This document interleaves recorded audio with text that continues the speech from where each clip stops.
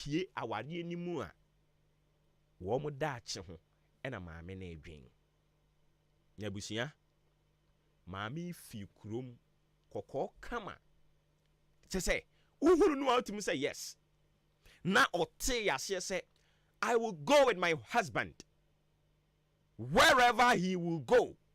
I have made up my mind say me nene beko enano Naomi one nensewonem osin hyeme nsan wachia na medi oba ne say men hyeme nsan baabia me kunu beko bia me nene beko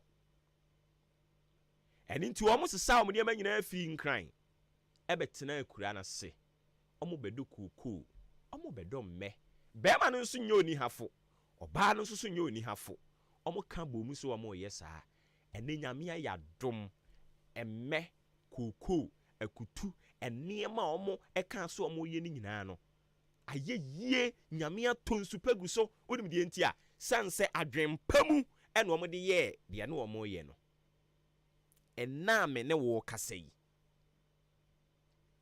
obema no abusuafo obema ni nwiama omuwire fi se omo nso ye ma adaache omo nya aware papa yi bia nka omo beko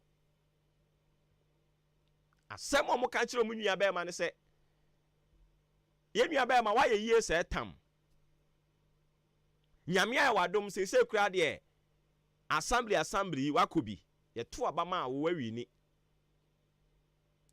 oyiri nso na se waye kurase ni se tam yi nti wudi ni bedi wachi ana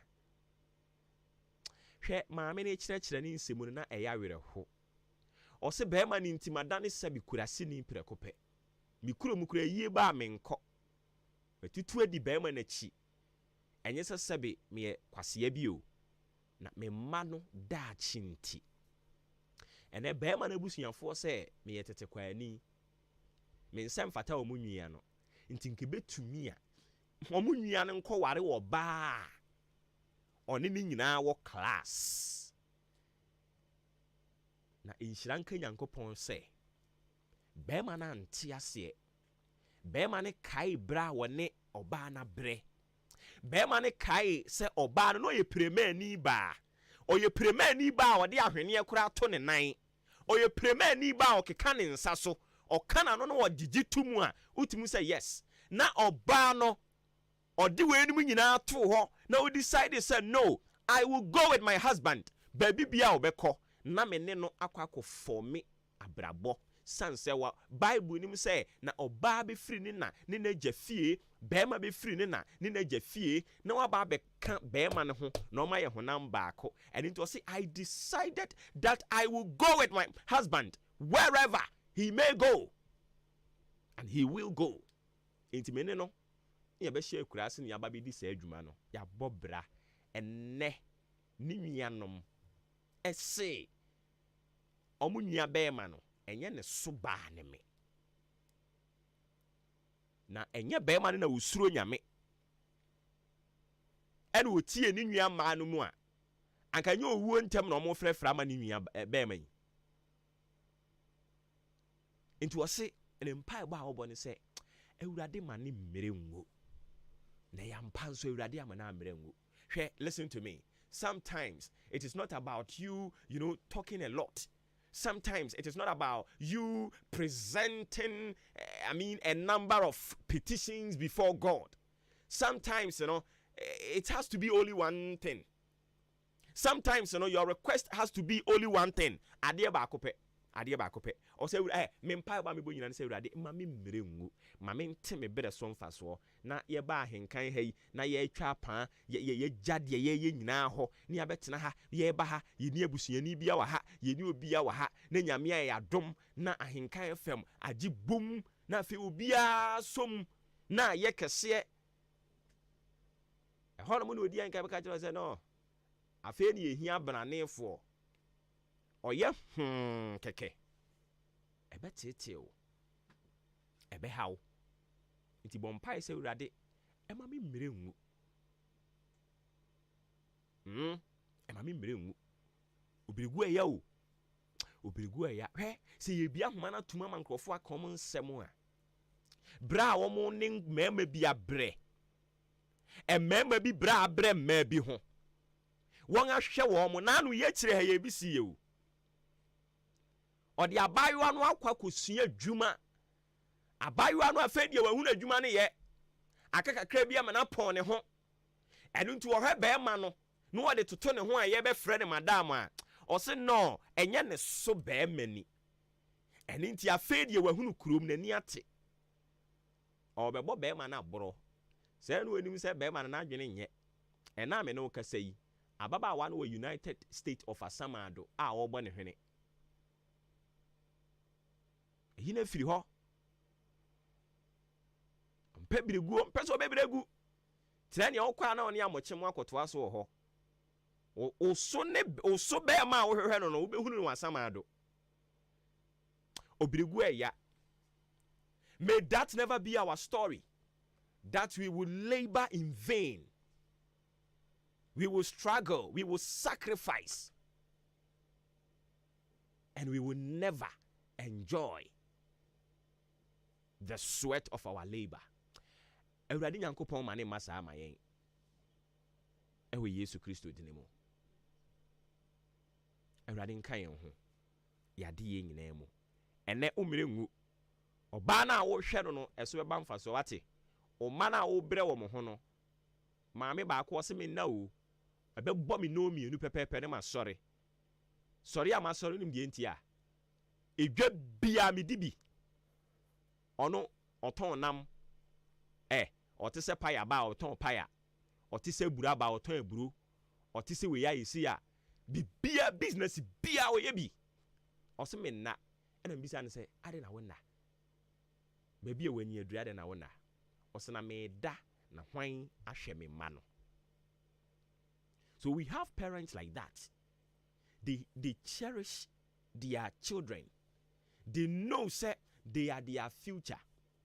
Me no wo kasa yin so maame kwadwofo bi atwentoma bonimu wada se ne mane bedidi se ne mane benom se ne mane be den amanga adwen odwen je se mimfi taduku bi a wabode dakete no so no bema ne so akwadworo kakraka te se ka na asasi ekire ho no sorry na pebiribiye na bompa esre Awurade se ema me mmerengu Awurade me mmerengu Ahenkan FM ha eduru ba bi e de no na ye beyi wa firi mu se ne se hu nti me kai ye ba ye fie kwetena mu kura ba bi eje na akra ne bi ni ho na eduru ba bi e da na odi ankan beyi ye mu me bi so wonye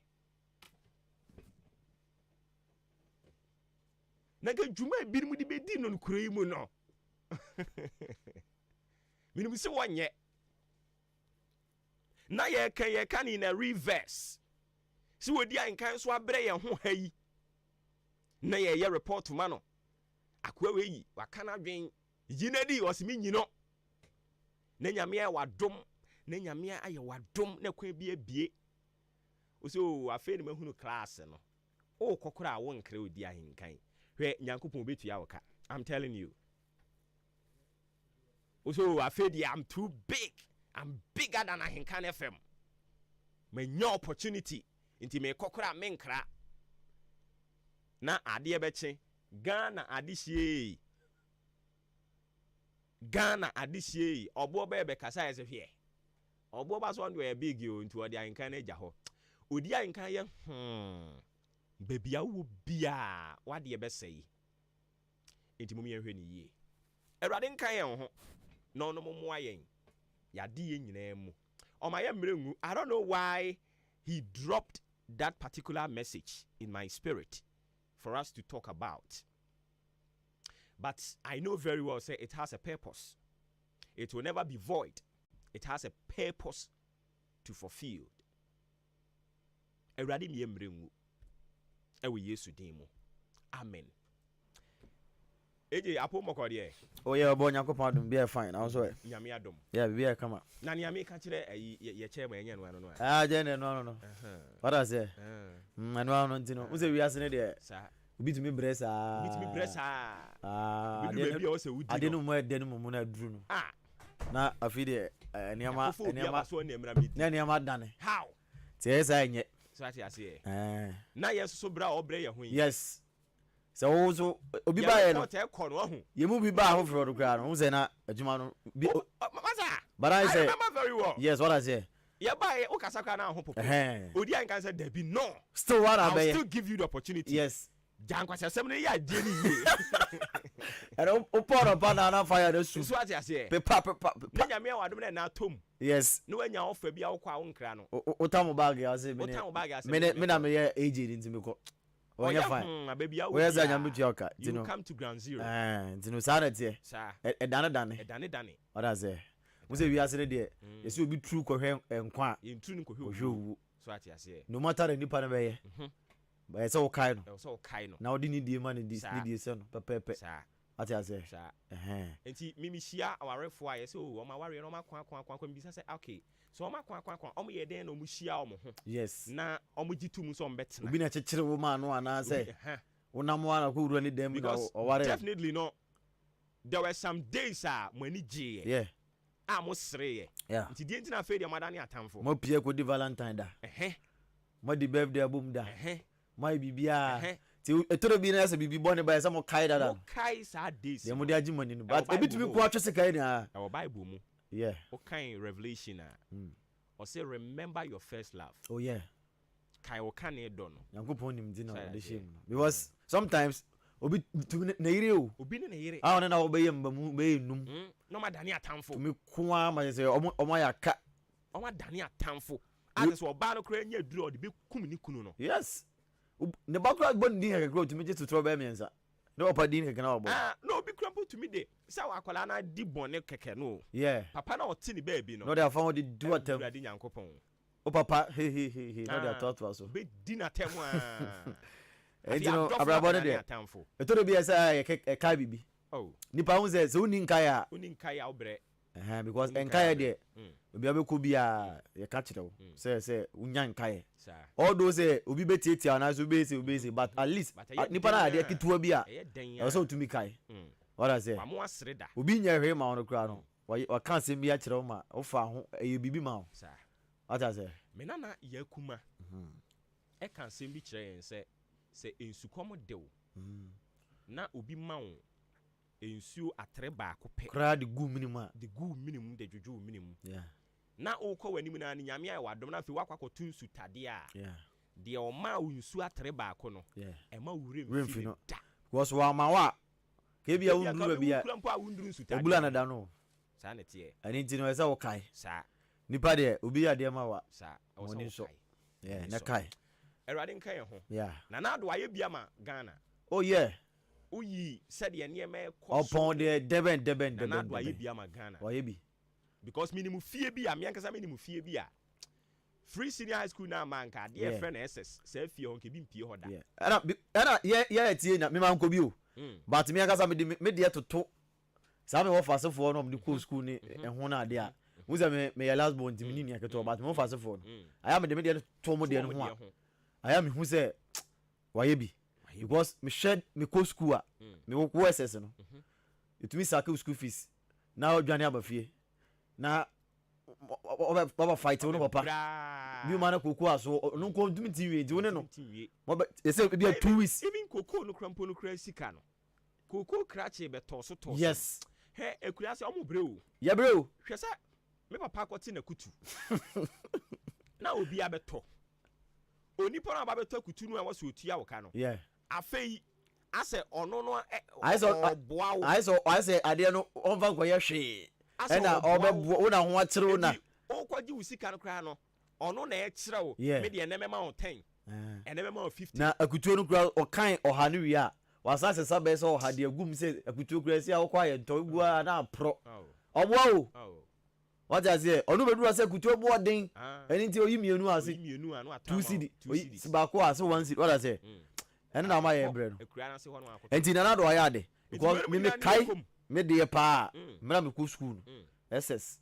ya bre o enye easy ya bre enti no se si a e free sikanti at least me ba oh yes se si a obebo kakra na enya te se de na utu school fees da ba e ka wom ane de e ka wom e ka wom but we yes utua say ka first one bi a ho ya say no wasum bedu kakra ya say no was mpanimfo ma mani ko ho eno na ya meka no ya say panini de ni nyansam no we hunu say free SHS be bo de ba aka yen na wase na we headmaster wo so school we sisi so ha aka yen na be say adwuma no ono so pekakra obedi enti no wasada ko fa kwan bi so no de niam bi abeke kan de no na wase no omu na nyam betu abuka jomu de nipo de eno aya na eja no manya nyam betu aka o afei kani mampani John Dramani Mahama o ye ono so obeye bi ono so aya de obeye bi pa ye ba hospital a osisi ye okoka o meka say adan na osi ye osi adan o ba won so to mfidie gu mu anke takwa sisi na SHS no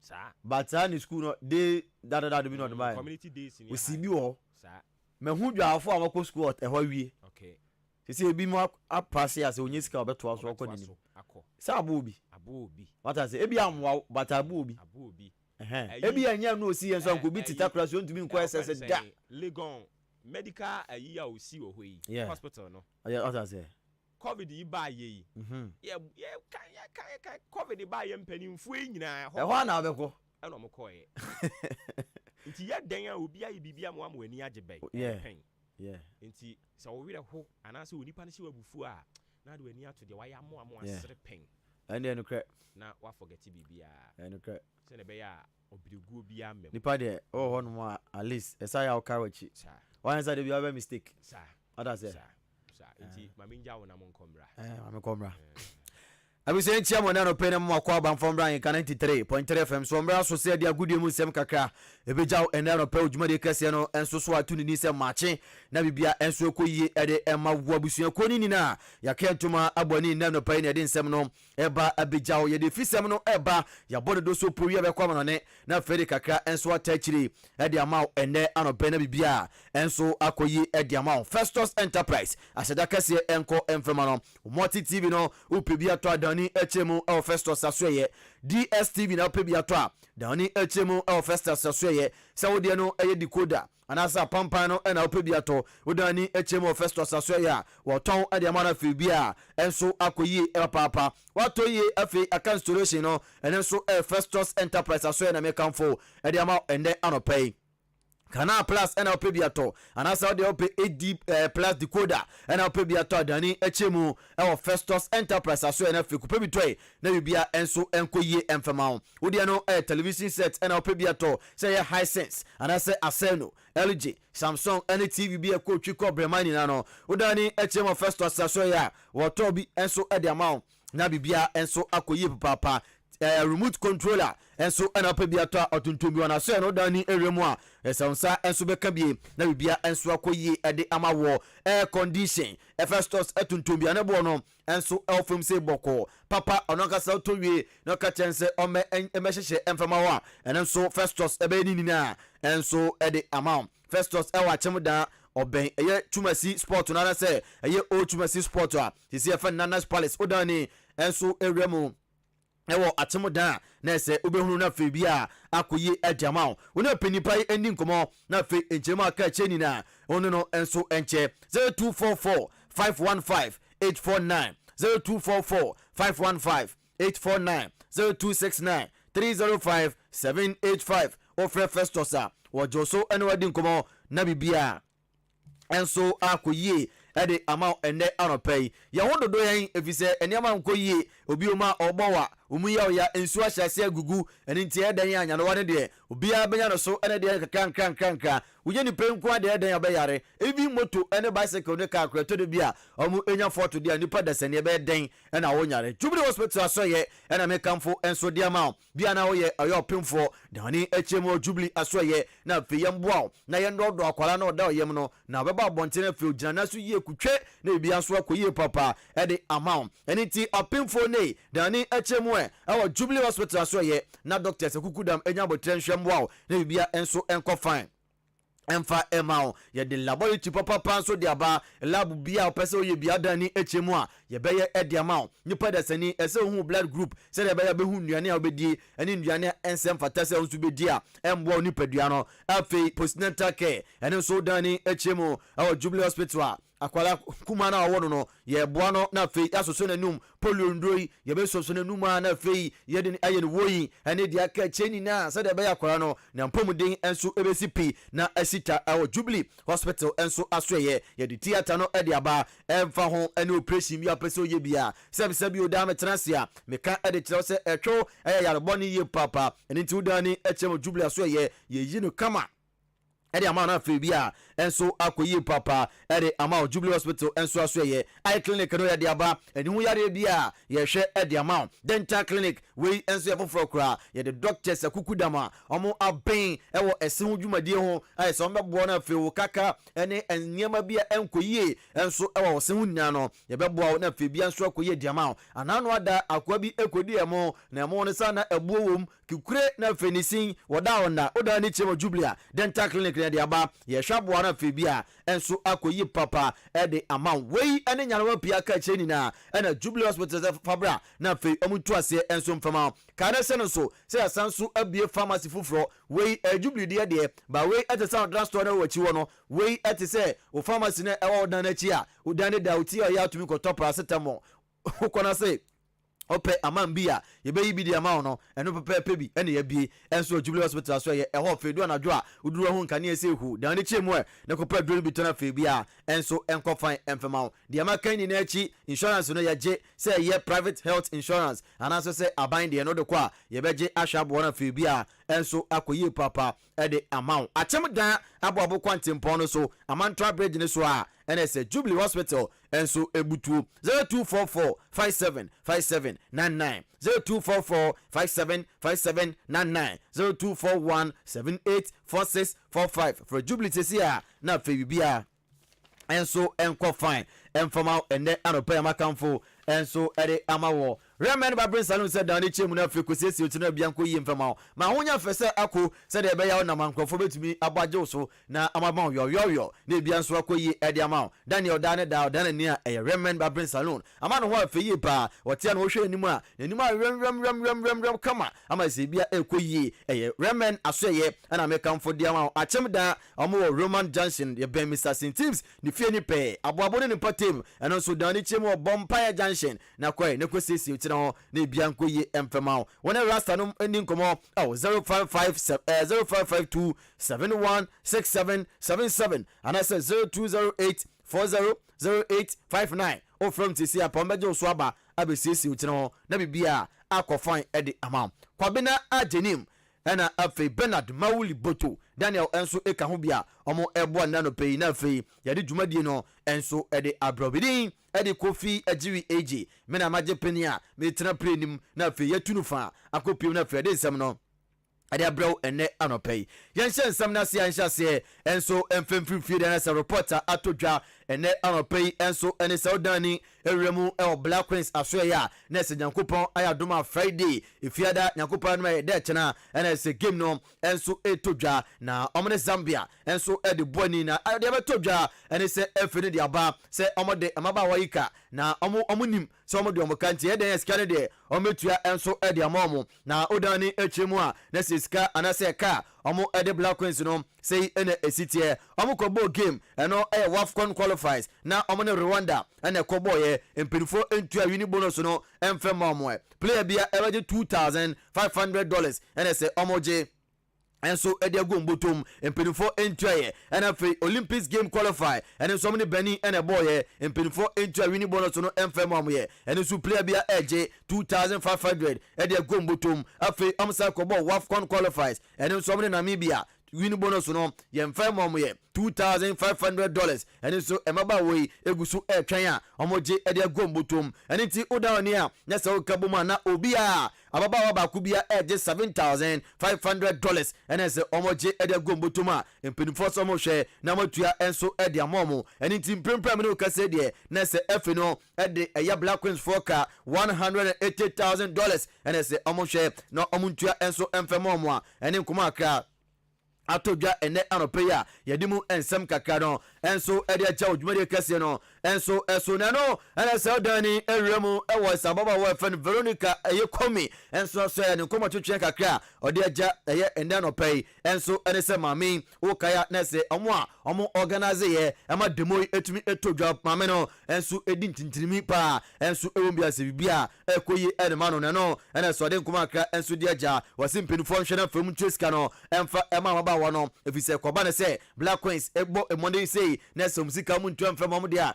na so mo ne maba wo no enso andini yie ene nti ababa wo a ye fe no Veronica Komi wo se ne de oka ede choma mpeni na nado danko akufuado se ommo wuram na fe onka mfa championfo so mu ntwa Black Queens fo sika no emfe bom enye ni wusema nka mutimi de amayewa yi bank account ekra kodiska for Black Stars na moko Nations Cup ba eye budget 1 month $3 million dwamonum anase kan yem roma baso se 2 million chikwa modeko na mode emayewa yika eye ne wusem meka che Ministry of Youth and Sports say omunjai sa ade omoye no emfata omo egu on hu fi bebre if say no team performing team or nation mu Black Queens no na enimonyam kakra ema ono so opese enimonyam na egu a na chese ase ball no de mo pese egu kra if it says China nkreya po ball for so long na was say it comes to that point say omo contemplate say omo more qualifiers no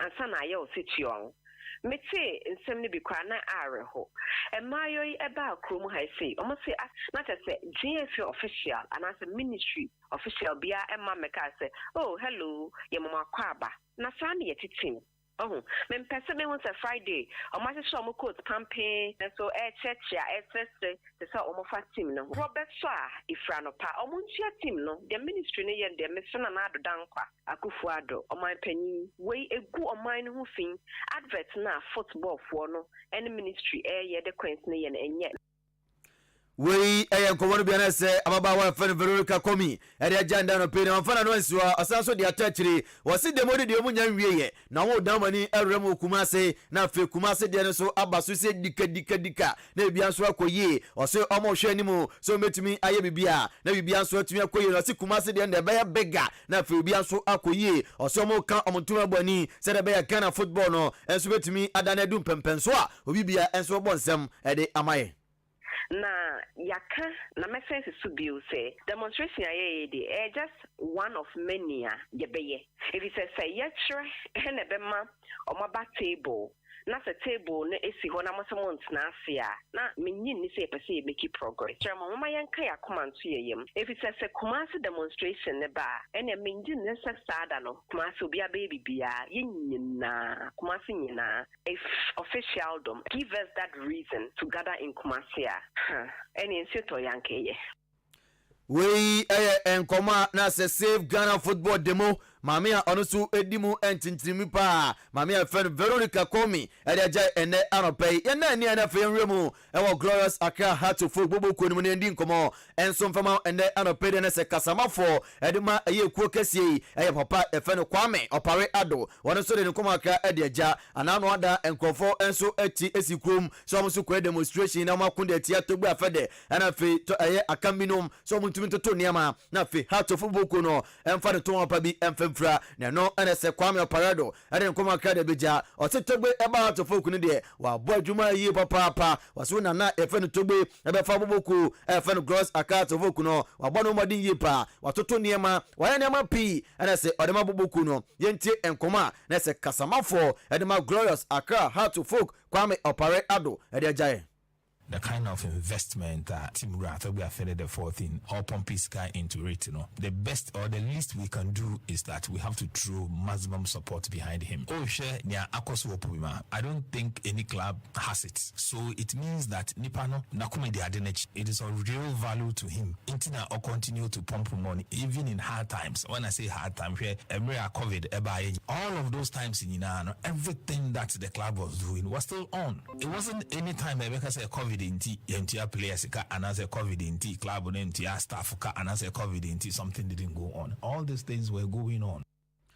We ayan komana se kasama for Adema Glorious Accra Heart of Folk Kwame Oparado ɛde agya ɛnɛ no pɛ ɛde mu nkɔmɔ no bi no ɛnso ɛde ama no ɛnɛ ne mfiri wɔn mantantam so na fɛwura mu ɛnso CAF Champions League game a na Nyankopɔn ɛdom ɛde kyena ɛna sɛ wɔsɛ todwa ɛwɔ Kumase Babanyara Sports Stadium no so media ma ɛtena fe ɛne Al Ali ɛnso ɛde game no ɛde abɔni na no ɛna sɛ reporter todwa ɛnso ne sɛ Al Ali foi ɛnra anam tu play papa we mu ɛnso ɛwɔ ma konkro Ghana mu a na mo ba no ɔmo se amanya foto ba kumienu bi ɛne ti ɔmo delay ɛna fe nneɛma bi atumi ankoye ɛnso amfa mo ɛne ti ɔmo nyana nkɔmɔ tro ɛyɛ nkrata ɛde kopie mu ɛwɔ CAF na sɛ CAF consider there na nka game ɛsɛ todwa Nyankopɔn adom ɛde kyena no mpinifo ɛnhwɛ fe ɔmo tu ɛmfɛnhyɛ da sɛ de bɛyɛ motumi ahome yie na bia so akoye papa ɛnso ɛde amɔ a ɛna no pɛ yɛde mu nkɔmɔ aka no ɛnso ɛde agyaw ɛwɔ dwumadi kɛseɛ no ɛnso yɛmfiri wɔn afei ɛnɛ ni ɛnso ɛwura mu wɔ Ghana ni aberanteɛ ɛfɛ ne Baba Rahman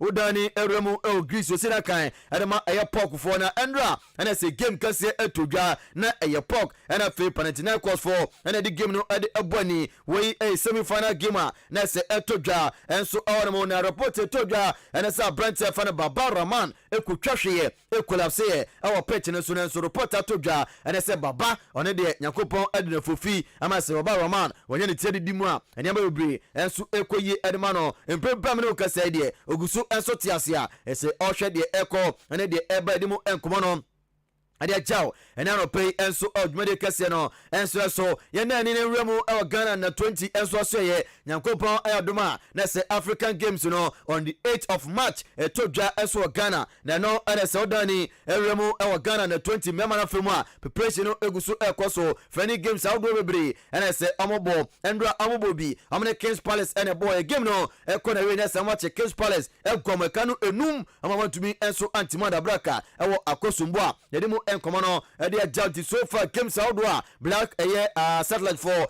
ɛnso abɔ no sei ɛna akɔ wie ɔmo game ɔmo ne Heart of Lions ɛbɔyɛ obia ɛtumi amfa bɔ Anthony Nyanko atena ɔmo ne Heart of Folk ɛbɔyɛ ɔmo gua Heart of Folk ɛka no baako a ɔmo ntumi ante ɔmo ne Abusua Dwarfs ɛbɔyɛ ɔmo ti Dwarfs ɛbɔ ne ka no mmiɛnsa ama mo ti mu baako ɛna afei ɛndra ɔmo ne Kings Palace anasɛ ɛnka ne Crystal Palace for ɛnso ɛbɔyɛ ɔmo kyi ɔmo ɛbɔ ne ɛka no enum ama mo ntumi ante mu adabraka yɛde mu ɛnkɔmɔ aka no ɛde agyaw yɛde ne akɔma no ne na afei de kakra bi atɛkyiri ɛde ama ɔno ɛde nsɛm no ɛna ɛsi ɛnda no pɛi wodani ɛwura na sɛndra games outdoor bi no ɛnso ɛto dwa Liverpool wei na EPL game a ɛsɛ ɛto dwa Monday 26 na ɛsɛ ɛto dwa Liverpool ɛbɔ ɛka no ɛnan ɛma Luton Town ɛte ɛka no baako Virgil van Dijk aberanteɛ fɛ no Gakpo Elliot ɛna afei Luis Diaz ɛna sɛ ɛnyɛ ɛka nan ɛde ma Liverpool a Luton Town fɔ ɛtumi ɛte mu baako ɛne ti table no sei ɛna ɛsi a akɔ ɛnso akɔyɛ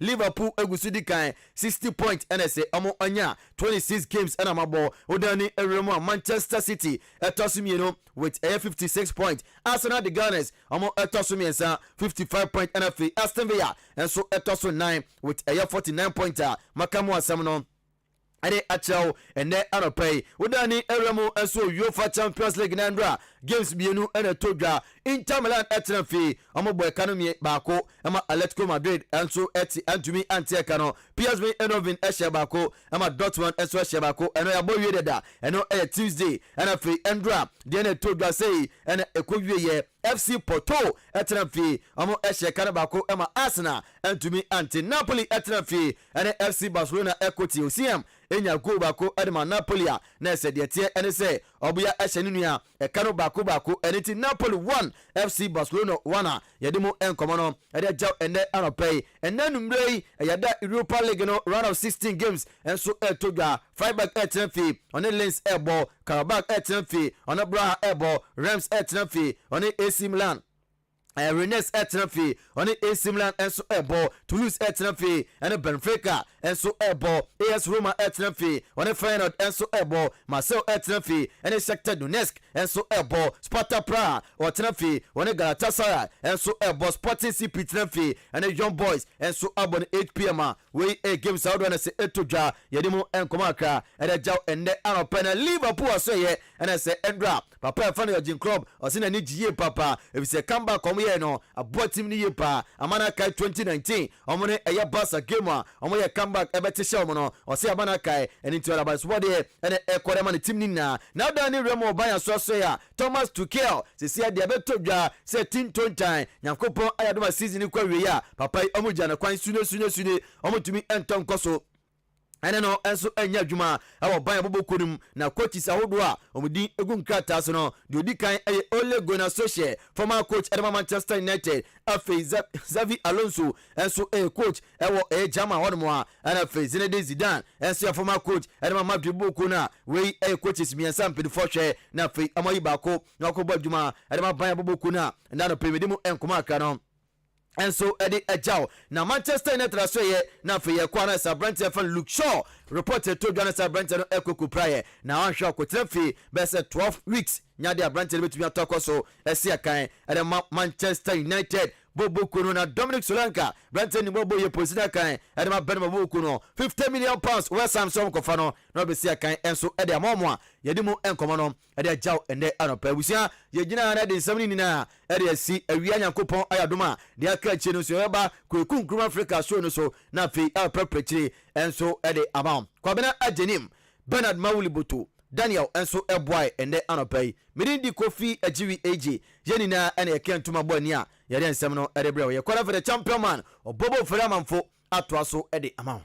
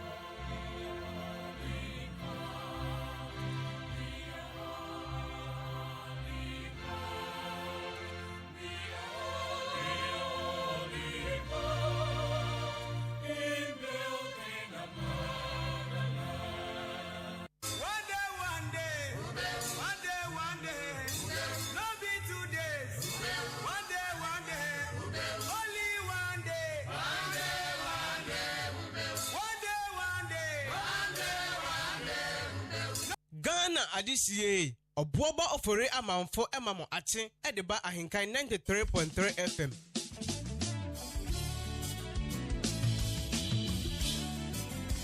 Absolute Gospel, your home of gospel.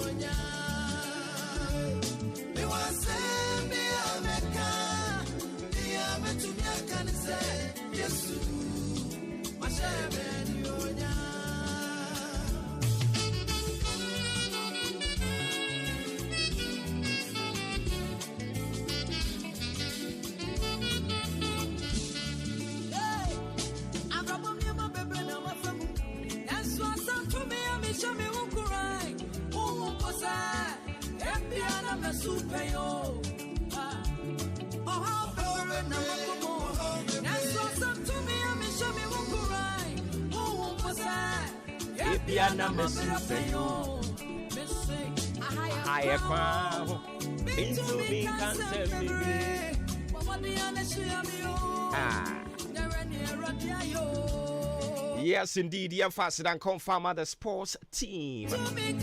Kofi Ejiri AJ, Ben Mawuli, Daniel Denji, NFA head of sports, Joshua Kwabena, Jenny, Yedong Asibibre, say Omedi Echo into the world of sports, bringing us up to speed. The Echo so Hodumina Yedong Asibibre, some 40 minutes down, 7 a.m. 22nd day of February 2024. And Yawada of Fremi Obo Ba Ofori Amanfo. A fina defeating at to have made in the match. Yeah, I know that's what Team Wako say no do ever ball. So putting the show into segments. And one you go so a day my word. Be brave, Drew no. Yeah, they were datching to your braco into your foot in addition woman. And your dear Emma were datching tea. What were datching tea? Meme datching tea.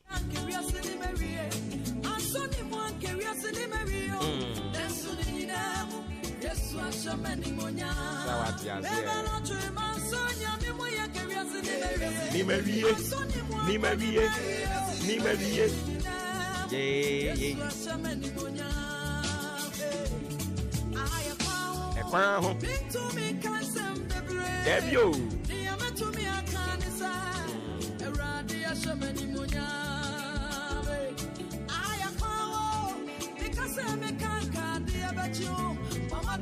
Ghana, ADCA, a Boba operate about 4 Emma at Edinburgh and 93.3 FM.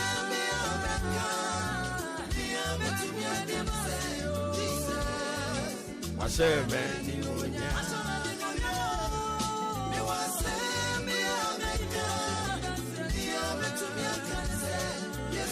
My voice, the ane a fear bimu, the ano attack him. It will call into the spiritual realm. A fear beam to me attack voice, you know, or so boy, them want to a bunkele. Oh, me near that, where the dance here, many near there. Ah, what it to two Quakun Kroma Hone, ye, Nessa, no more. Ah, many of them, if you're being here, I know with him say, man. Okay, so a very good morning going out to you, K Bracon, Alexander K Bracon. Hey, Bracon. Oh, you're too much.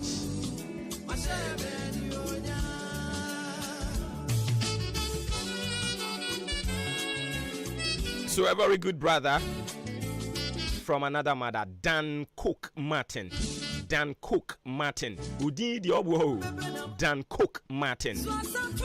Or Agona Nsaban. Enti medru hono di amame enchia Justice. Our Thai fro Abeku Chibis. Head of Sports. Oxygen. Hey, Oxygen for you. I'm near D2. So the CEO Adwuma Oxygen FM Chairman and Operator, good morning. Oh, I need monitor heard the Ekoswa. Oh, where you Abeku Chibis. Oh, you're boyish.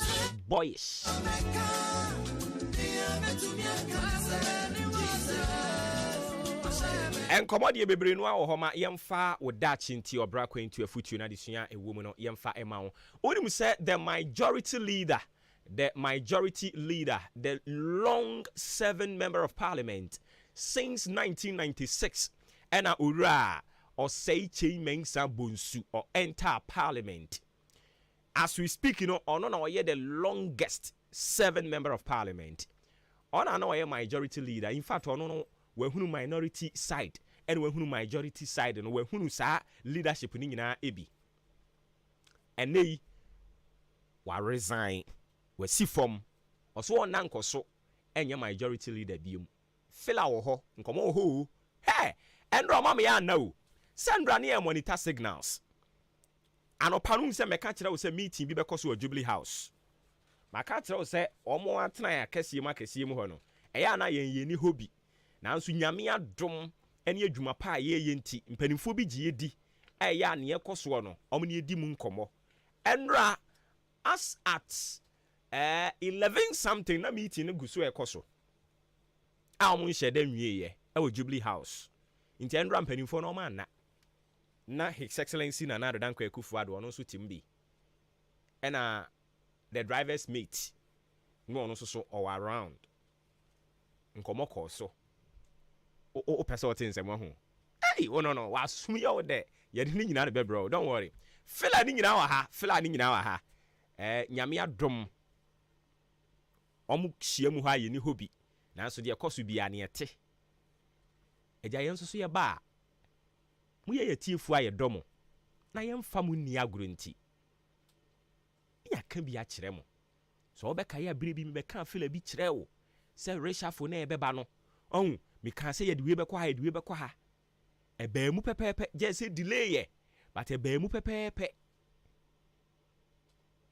information a yɛ ne yɛnya no ɛyɛ solid yɛ sources ne yɛ accurate but yɛ na yɛmpɛ sɛ yɛbɛtutu mmirika mampo mmirika be the first to break one way I know akwa yasɛ wo ho so I say nti ya ne yɛnya botre kakra de ama wo da chinti obra kwantu afutu na de sua wo mu yɛmfa nto asoma na afei yɛnkɔ yɛn anim wo da chinti me ba cho wo da chinti ano pɛ brofo kasɛm yɛse do not okay Andra we yɛ ka ho asɛm nyɛ no nti ma me nkɔm anim all right yɛse live within your means na kyerɛ sɛ messages ne dɔɔso pa live within your means anɔpa yi minim your source of income and how much are on saka but the main sound is live within your means why live within your means na you can hear bro from your family yan kase yedie mu say yetua wo ka 1 cedi a enkonko bobra 5 cedis oh so eno no de wo ti ase ba sa wo ti ase me say wo ye adwuma na yetua wo ka 1 Ghana cedis awo sa wo bobra ene 1 Ghana cedis no ese say yetua wo ka 1 Ghana cedis na wo bobra 5 Ghana cedis 10 Ghana cedis ya sad margin na say difference na ewo mu no enti say 1 Ghana cedis na legitimately o earn as o income na o bobra beyond 1 Ghana cedis na sa ensunsun ya na say difference na dan tamu ni nyina no is either ubeko wia ana ubeko fa kwambone so na wodi benya enti say ndra ubeka ya meka kire wo said don't take upon yourself unnecessary or needless burdens emfa nto ho so obu ho no mo a ono ankasa kofa abrabo bi ono ankasa de akyekyere ne ho no etore bi ono ankasa timiti na dem ka say oh ho afi de settings na do so dodo oni kapre o ma ye nhunzuzu oni kapre o akakabin sem ne akesesem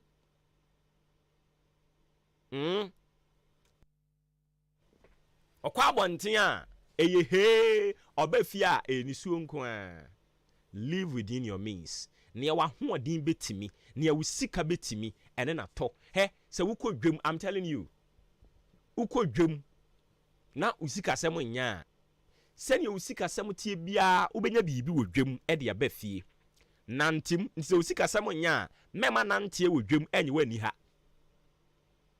ubisa wa ha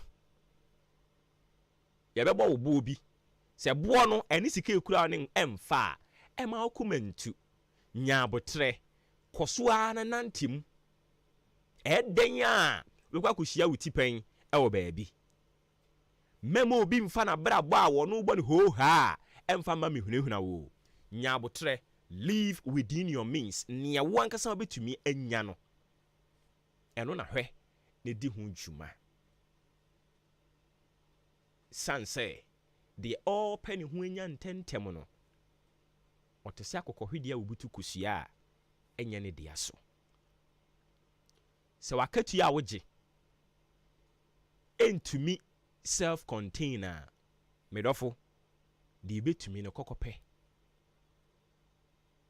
Nafi, what ya say, a yet dayara, a best son. One city now, Ojin and Neno. Onye ne sao. Onye one city ne sa kunkunkusi. Because I remember my first salary me wie school fufro na yenye adwuma ye first salary me ye me just me share that so sikam say we ni market ya nkasa ah my ye adwuma brante pa my ye adwuma na me ye no boso me aso ye tua me ka ye de share envelope mu ma me ade kire na me kire ade me ko bi envelope ni mu a 80 Ghana cedis na mani je me ho no. You have no idea. Mani je me ho sabre no. But now me no work say I don't still take the 80 Ghana cedis as a salary. Enti abasa san se nyanse san ya dia won sa soso no. So mu yie na mu wani nye ho. Na fa wakoma mu fan, wadwene mu fan, na fa ye dia wo ye. Na me do for me ka kire wo say if you agree to live within your means and live with a clean heart and a pure mind, me do for your life will definitely change. It radin kan ho. Ayi hwe obapa Christian yo mo na be sesa no new one no. Na fa tum na etiefu ntie kakra. Moma ye ni nso de ye wo ene. De ya ho adi betimi. Moma ye nye ne. Hwe se usika ntimi fried rice a kotomore. Kotomore. Be kambanku. Kambanku ni tai ho. He banku ni de o kan tai ho no mo a. Utwi maku a obetimi de adi. Unya nkwan a obetimi de adi. Hey, omoshito ye omdi gu konko nkitikiti mu ko betumi di bi adi. Live within your means. Na eno no enka hoda. Ewurade besesa no e de ama wo. Oda chinti. Ewurade nka wo ho.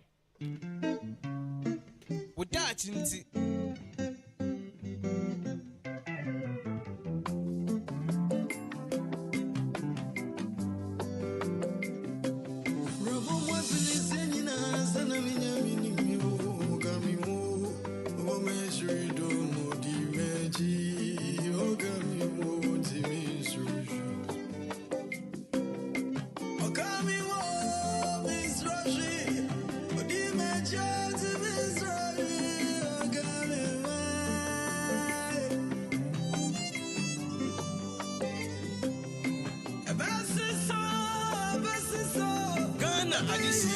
Adwuma ofore amanfo emamo aten ediba Ahenkan 93.3 FM.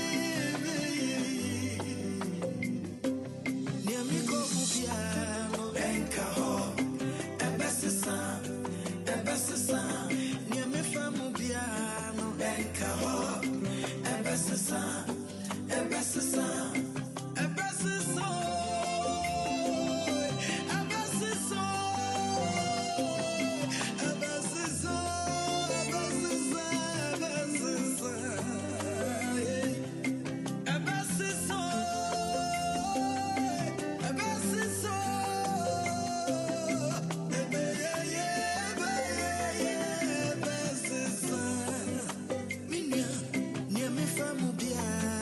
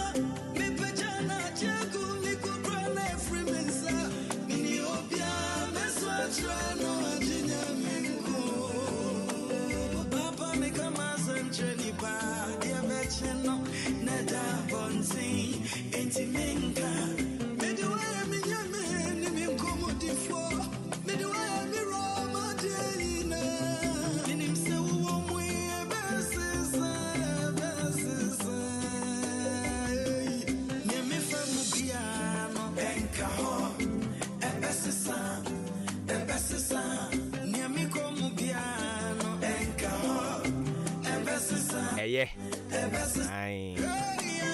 Ebeso penumity and feed your soul with positivities. Ebeso enka.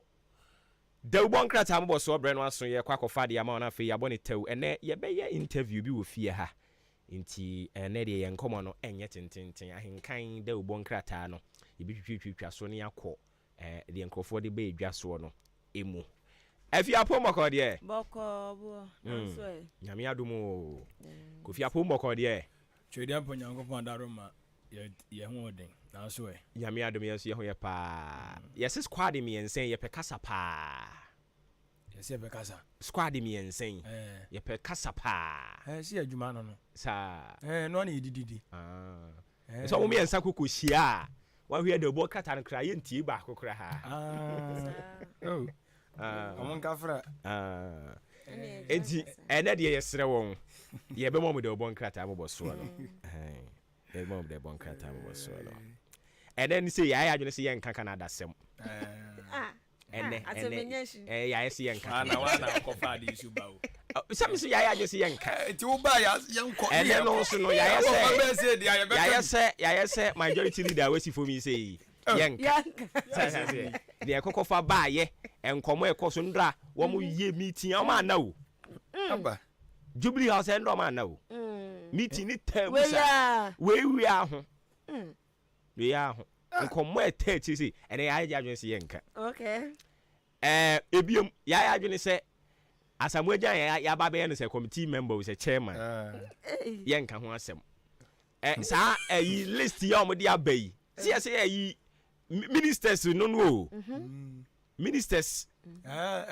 ministers for no sure ministers for no wa hye no say sa na ye no ayi manifesto committee oti omo e woso ni nyina no omo ne ye ba nya ye ministers nti ministers for no ane ahye omo ne say asamoja akwanya ayi for youth and sports yes asamoja minister for youth and sports wo twen se bebam so I say na ya kwa launch manifesto o gina mu gidigidi abi ti ase onim de aba ya je se ni nyina ne yanka ya je se yanka ni nyina okay enti mumye nko da bon krata ni na Canada ne de o say Canada ne de emu odi mami Canada ndia o ka o ya je se ayi abo akwan no a endra ne ye ka ho asem se ye ba be ye no ya je se ne se ye nka nyame ya adum next month baso ya je se ne ye nka ho asem na no waka ya bi si ye nka ho asem okay ti wo bobo so me bobo so headlines na de my okay that's it niti headlines no you and one me bobo so eti ama wo mo ai eti ene ye nka ho asem okay yes nkomo okrum ba ye nibi okay ye ya mo roma mumye mongre de obon kata ni mu okay fa kukuduro ko na mo fa kuku mo fa kukuduro ene ene den emure de obon kata ni mu okay ne ye hwe de na yeru akwasi project krata na ba ai insight one of their phone back on edge open baby atena ko so ayemre o ayemre on mo obi na ja wadi mo obi nso enye yi o so go ha no ana obi ono mo no ana ma ne ye relevant to system ni mo nti no on person obetwe no ona so betimi atachiri na omo bu adwuma sinya chinchina chin say de bia eno ne friend say we leader say undi okun nanim kura no a nkrofo no tumi kokon ekodi nkonim oni e fro say leader na uni wonom na sad ne yentine nka biom dia say ne na je say hadwen eti mo fa kukuduro ani odin na mo fa mo nwure de obon krata ni mo akua baby ne mo mi mu nyina etie mo that's Eko. Ghana de shimamba. Yaba mu nyina ma chi bie ma sansa mo makwa abade aba mansa dia tumu kasafidie. Amantem na so esna di kanfo. Ahenkan 93.3 FM so. Sa brewe wa kire bia no so abo anopa no nwotwe pepepe. Ahenkan 93.3 FM dwumadi atudi se maache. Ana egusu ayede esom wono na maache no na wapone ne bre ni bi. Ayede de obonkata hodo abadwa so. So ede esom won emom de o se otia sen said obonkata no me pa cho ye kan ya se de opese wonya ntiase no efa no enko ne sa mfa ma wo esan se ye didi ani mu no ene ye de som wo so so wasade ne se obetie si dwom na wakope bi na wato na watimi akan atumu enkyene na ubetie chi wo Abel Fontaine tan so a Facebook live YouTube live ni nyina no eya Ahenkan na de 3.3 FM Daily Graphic da boka ta na da manim ene anopai na eno na yeni ansam tire wanya ne ba bi ko na mo ye betimi aka sisu people say nya ne krabia wuo nipa bonifo ene ko je ne nkwa edi free ne nsemo eye Ahmed Swale na owura yi to anam wonsia do ehon nsenkaye abusuafo se betimi adwedwe mo ahunu krofo mkodi bonfo sam no na so twa sevata dia ma wo mo ne besinne ye nte ho popuye bia na enoda eye oswafo a wono na eja eno ye attorney general mom aha aban mla nim ni panyini owura Godfrey me kopie mu omra hyebedwafie ana eja okobubu nkonta de kire wo mo cases ahodo de da na apono so odi na ni di akire na no na eja wo mu bisa ne se na amesuale die no ha fa na o se wo mu de omo hyede nya adansidie biara o metimi agina so de asem na kwadan eye asendi bia se yehwe na yenduadua nsem ni mu nti no ho senkan na ye bibia ho na so ne nyira mu no aban eye na afamu die se de be ya eja ye betimi apen krofo a omudi sa wudie no na ya hye nso so ache o maso na ambeso le sebisem mpadu asasa abre ne nkran pan kora no ene nam hene arehu na owie ye no ana wodi atodwa e kire mu ese afimpinu ne aduonu anan abatro no eye abedwaku amo ana etufo eba na somdwe ho ensenkaya peace council no wom de ato amanyoku ahodo ni nyina anim se wom sere wom pa bia koye ye nkamom na obi biara obekwa kwanye ne campaign no kasa twitwie ane nkasa ye bia emma somdwe ma no wom hwe so matwe mo afiri ho wom nye campaign ho twa na wa bedi nkonimu no agya ye nyina yatimi akenho abom na yatawachi na afi no aboa magana so atimi akopiem obose asase no eso eye atroye ne bunkonta efa no aban dwumadi a wodie ne Ghana sade ye dodo se bi ekɔ ne wonsenkaye nyina wo mo de atodwa kirem ese se ene uhye nkrofo a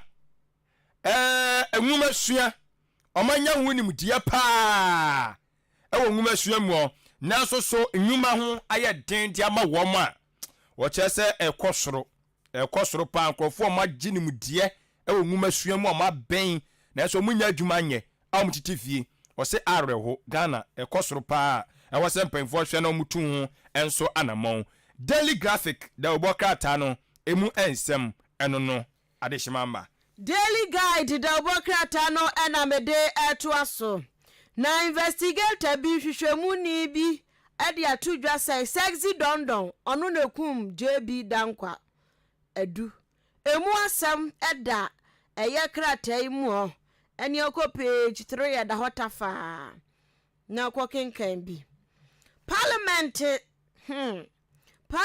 for sunsuati free Mines and Energy Committee ya womra shebedwam wamodi na fua maako nso 7-day ultimatum edi ama owura Edward nana yaw Kranten ya wono eye pani kwantrafo woda Minerals Income Investment Fund amo mefo papa ya nanu kwatena park fu anim pro nsem se ejapa royalty deal mu nsensem wa Ghana ya twamu no sika ho ha $12 million na akomom de aye enwoma bi akobo asan skana hye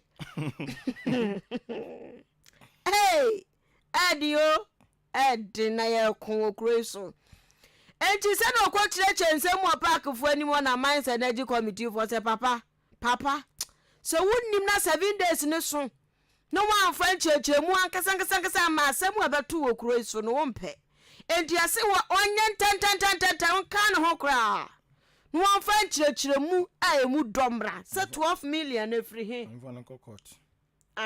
eni abia wan fa 7 days no so abia omde de be kokot de a eni eno no just one more tata no pa bo tata no so papa 12 million jan kwala sika o ti baby akwahye bia mbechirechire na yehunu mu ye na sebo no agasa ye nte ase na Ebusua Kumasi International Airport ti Okotoka International Airport ti ebenya Kumasi International Airport yesi no so by April there na ye ready se meti ma fa on ma ko Canada ni bi yeah man kan bi yeah na no kra mpo no ebi so musuro obusuro so mbesi Kumasi ale obesi Kumasi sisen obesi otumfo asase so usuro sese ai masa na kan da tuboto funi wo ai afi ase o ya pass ma kan o no pem nu nko ni yo me ka kire ho o be bia kwasefo wo pa oni wo nkra no omu wo lungu ba ya no fo no mu do ma enie wow ya no mu hia o 3 Kumasi fo don't so benya Kumasi eyo international airport then you free yeah so Canada what free you chrome how Kumasi chrome ho Canada ya se na makura asesa na manyina okogu ho ona sa na manyina okogu ai sada no tia na o kan se hunu kire yen anti aso de man e ba pe so betimi asu Kumasi afia mon kai da bon kai ta na ne ko ai airport asem ni eke edu airport so ani edu Canada go si tamale o mesi Kumasi o se airport foforo ba Kumasi okay April okay o de bi de omo ye dada na omo okay yeah the radius yo etianu asem na da he na ye wo Kumasi hwa na ye wo yi na enu so amo na ye se konfo anoche teaching hospital hospital kakraka na wo Kumasi ne yese ye bia afie bia anas for 200 ne free ho ye bia mu lusu 200 nurses ye ya wure hosam omo kwan Canada ayi o Kumasi adaroma chape ticket ama o munjeja o free wa na paw omo na mo sero Edio na speaker nsumfo ni dancing and was a political parties appoint leadership political parties amanyoku ahodro wo kroma se no omobam na so bedwam ho a eye wonum na eyi enianimufo womo a omobeye leaders say majority leader say a minority leader say chief whip say ho ahwan no ehye amanyofo no ensa amanyoku ahodro no amufiri mu no womo na ehye wo nsamo we aye daily guide de ubo krata adeshimama mede the daily dispatch de ubo krata ni mu amanebo ana de esom wo na okyerem sesisia de ehwo ada ho clear obia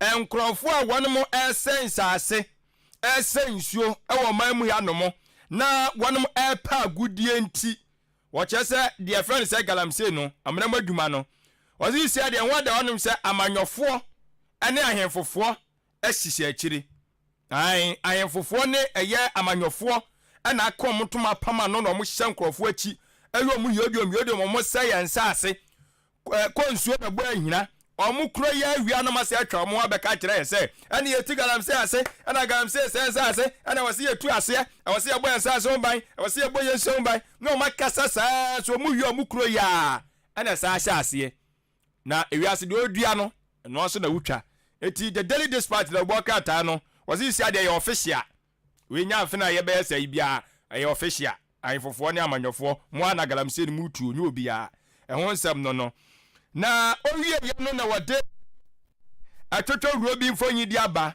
ene ya wanem dosu pa wam dosu na eno no eye MPP amanyoko no mpanyimfo a empempen yi wanem pa wo mo se wanem hwe emwa nya campaign se de be amanyoko no ensu betumi a break 8 no nti uhwemu a Dr. Alhaji Mahmoud Bawumia wone ye MPP national chairman Owura Steven Tim omumienu ana chese omubo top strikers no Omo na goals no omo betoto ntina no omo na adwuma ni gira omo so se ba omia no na otu franka na party ni susu tutu ni ona party ni sinamo so nti omo na anya wade asem beba eti ohwe eye enche wonum se ya Owura Dambotwe ono so be gina number 2 position ho na agya wono na ahwe defend ya chiro kama opare ansan so ebe gina 3 ho na Owura na akomia enso agina 4 5 no onso ono wose enye obi a ne namu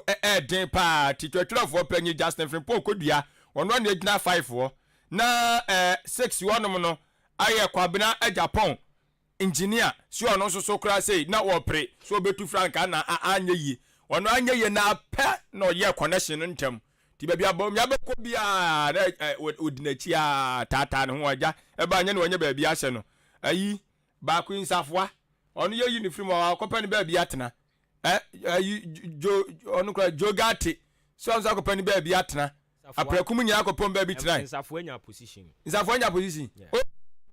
on a in charge of energy manifesto committee no committee na ba enro ya no de no okay Jogate so kono so mama no Jogate and also say na say adwuma ne de so okay and serving a political party you don't necessarily need to be appointed or given a position before so person will some party and what say okay say just be could a position answer so je ye chichei omo na omo ne praja anya hwia na nke ye mma omu bi na aja omo so de chire omo re na ka ma adwuma na de se chama si kompani bi kakra ma na ode ye den chama be no ode ye den am get chama ode ye den o papa na me kana asem no no oni o papa asem eni kwa sa wo kan ye ode gide ye kura ye mpa ha wo mo hwe mu koye mu committee o ye mo hwe mu koye ayi ni bi mo hwe mu koye mu committee mo hwe mu koye mu ka be mo koye mu committee ye si ye ma dia mo ye ni ye si ye ye o se won ti si ye na si ye ni mu nyana na ye ayi wato for me ye ba ho be tia ye enu kra de ye ba ho be tia ye yes I can't jump any more be ye woni wana o fa ne ayalulu o se mayanko ade am ye ne enye tribupo papa ne pa de nya po ankwango she US anti anya we onya ohun a obi be ho anti sare papa mu na mo ho na mo ho ejabu javo sere de wa o de to daily dispatch na wa nkasa hwehwem edine dɔɔso campaign team no omunyina no dispatch de omudin enso aba ana o kyerem ese osuafo fofora na nadodan kwakufa da yi ne songo eskasam toto ya ne dwumadi eso Owura Mustafa eye on de ne Amina na Amin Dr. Mustafa Amin Adam ono no Adam no esenka ho okay see what Adams yes ono de ne Adam Amin Adam anti yesena na dan kwagu fada ka che ne se babia no de eye butunyuma no sika bi babia asante manta muduma bia no ebi be ko se de be ya boankran na port no mo ye betimi de awie na agya kwada so to eye ebu akwakwan yi eno de mame mo aban aba so kwada so ne ebu akwa ekwo na meti na me ofifire timi tiwa na otu ase nyina fifire afo se na se amiko o ka kwan asem o baba so a me mo aban na ba so so wo sa ayi akroso ko agona nsaba ko agona contractor o kwan ni so akoye and the aban no aye ade enya akroso ha yi o me kire kwan no so ya say akroso ha contractor ni ho me ka o de nsaba agona nsaba contractor wo so a oye abana ya ade me se abu akwa anya metimi so manoa na me ba adwuma o matia abu akwa obedi traffic mu sa traffic ni still abepim ni nyina ebom me se timi bombe baako na me da so tika mu ami kofi ma ba adwuma me pon no traffic so nti yo Oba sisi ade ye. Oh, but still a woman. This your my year. I think say baby aka ye bua kwa honom ni say no. Won say honom ye branche. Odu honom mo ko sahwini be pai na mo ko bono mo so apai. Obo asene sa na. Yes, nti ye honom no kakra na oh. Waya ade. Say dem nkofo ye twa abo aban pa na oh waya ade. Ene dem bona baso. Asante man tell me World Bank na. Esi a KJT aso phase 2 no. Eno so muguso ye. Oh. Ba aya na anwe na se kakra. Fa omunguso nya hwe ye wo ho. Dubai phase 2 no. Ai. Omunguso nya hwe. Wa se se bibio. E firi kuma na se ya ne ya hye nada. E firi kuma se ba ye nche ye bra. Omunye hwe. Ekunko. Oh, I say na sisi o catch finance minister ni say. Onye ye ni nyina. Wo sere no. Satimante mo fo ni agro. Last minute dia ya asante for asante mind dia. Wo sere no. Eastin for nka ho. O say Eastin for nka ho. So mo ni mo wie. Yate. Say am akwata gugugugu bia na ja wono so ni krom aye ho de mu na wie. And abrem kwani say, oh my any say. Eno so ma ye ho. Na se musi wanya mo de wie. Abremu nso so de waye ade. Abremu de no so waye. Ofun ase kura se de so na se ko no oyi biagu a. Ya wie mu de no. Why? Dia aka ya santuma de ya. Party ni kuro mu de ya why? Mu obi ampere mu. Party nya santefo nko ade o ye ka kire mu penyi. Me se party ni kuro mu. Era me se ye ka kire mu penyi. E ho ne party ni kuro mu. MPP party no. Samu se mo ba kire pusemu akase a. Ye nso be kire mu party a. O pa kire mu dodo Every northern region. Hey. MPP. I'm telling you. Mamprusi through hop. Eto ambasa mo je o ma de atwi. Nti mudi agora e ba kire mu sisi a. Wo dem pa mo me kire pusemu akase. So mo onu wa kire ma bi akono ba na afie da. Ye yin se wo mo wo mo nyina.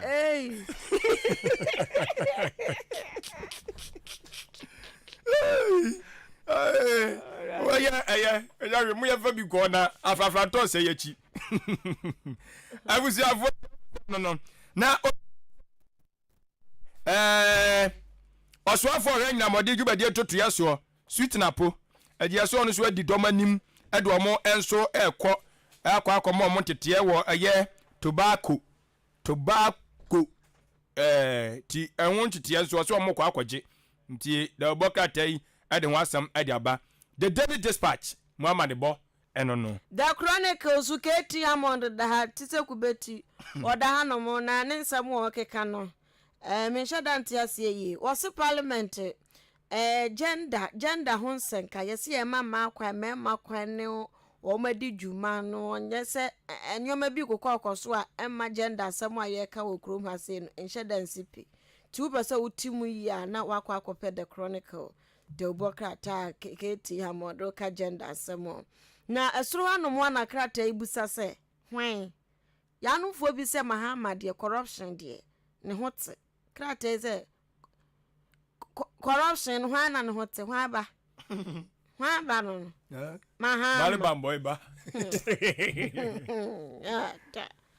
ko page 14 ade enti omo kiro se mahama oyi ne hu free corruption mu enye yi no oda ho ya chese omu chirem nioma 1 2 so and so BACD a kire se mahama yentimi nka no free corruption o ka ho bi nyame na miko krate na diaba na John Kuma Mr. John Kuma has 3 children ono so na da ha say ya chese wo bo private sectors ye wo krom ha say wo obo wo mo 3 and 2 children 3 children Mr. Kuma sa Dabi o Mr. Kuma has 3 children 2 bibi and the day sa ayo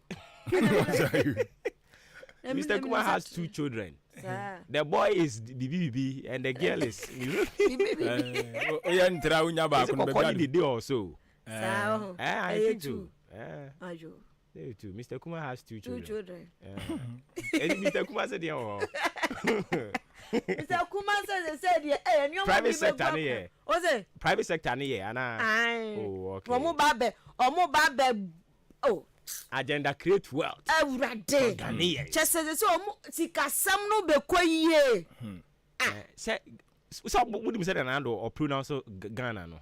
Ghanaians. Yeah. Ghanaians. Oh, can I say? Ghanaians. We say Ghanaians. No. And Ghanaians. Ghanaians.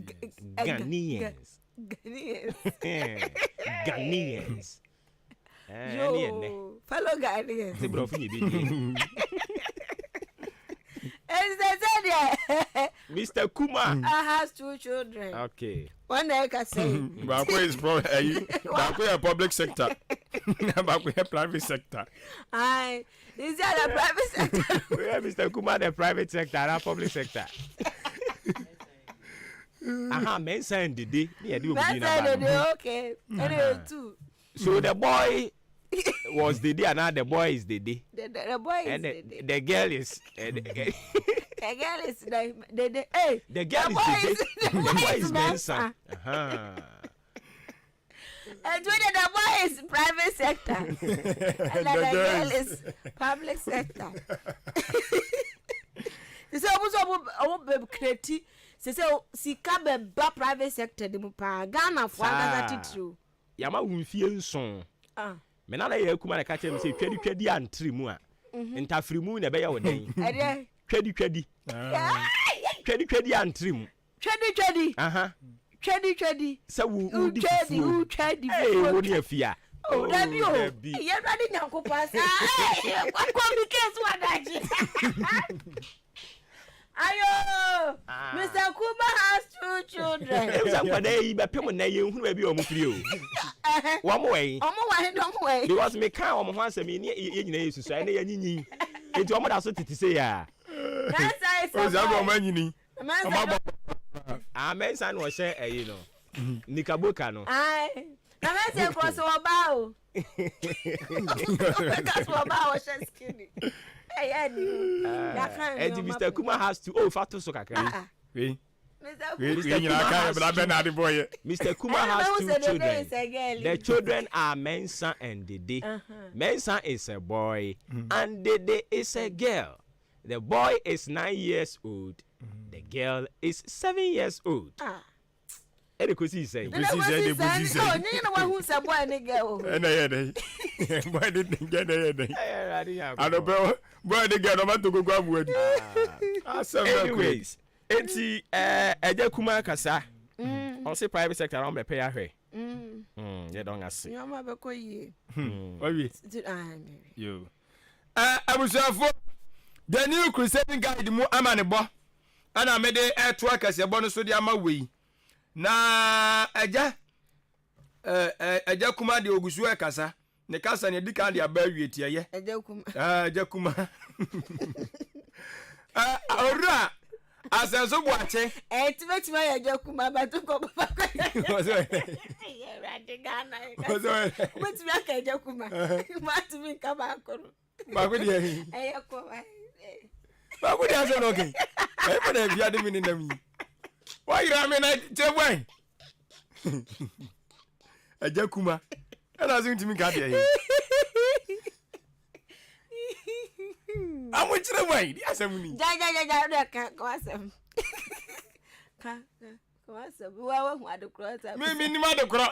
just come on and me can't ask me to make a Jackman about the meeting. So I can Nekuma. Send Nekuman so. A Jackman or Nekuma. Let's make a Kuma so. Oba a ye kwa for ye wa ye taika. Me Nekuma. Nekuma. Eje Kuma. Any Isani man, ni nyina wo ho. Yate.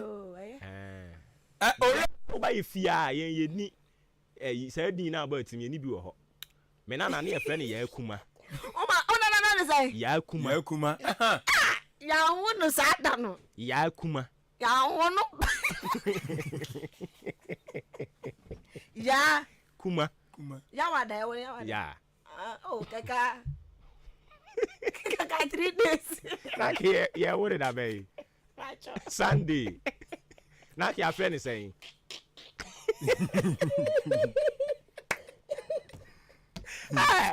If you want to say that, did you say I'm okay? My lumpo. Obey Rao. When it is the hopper.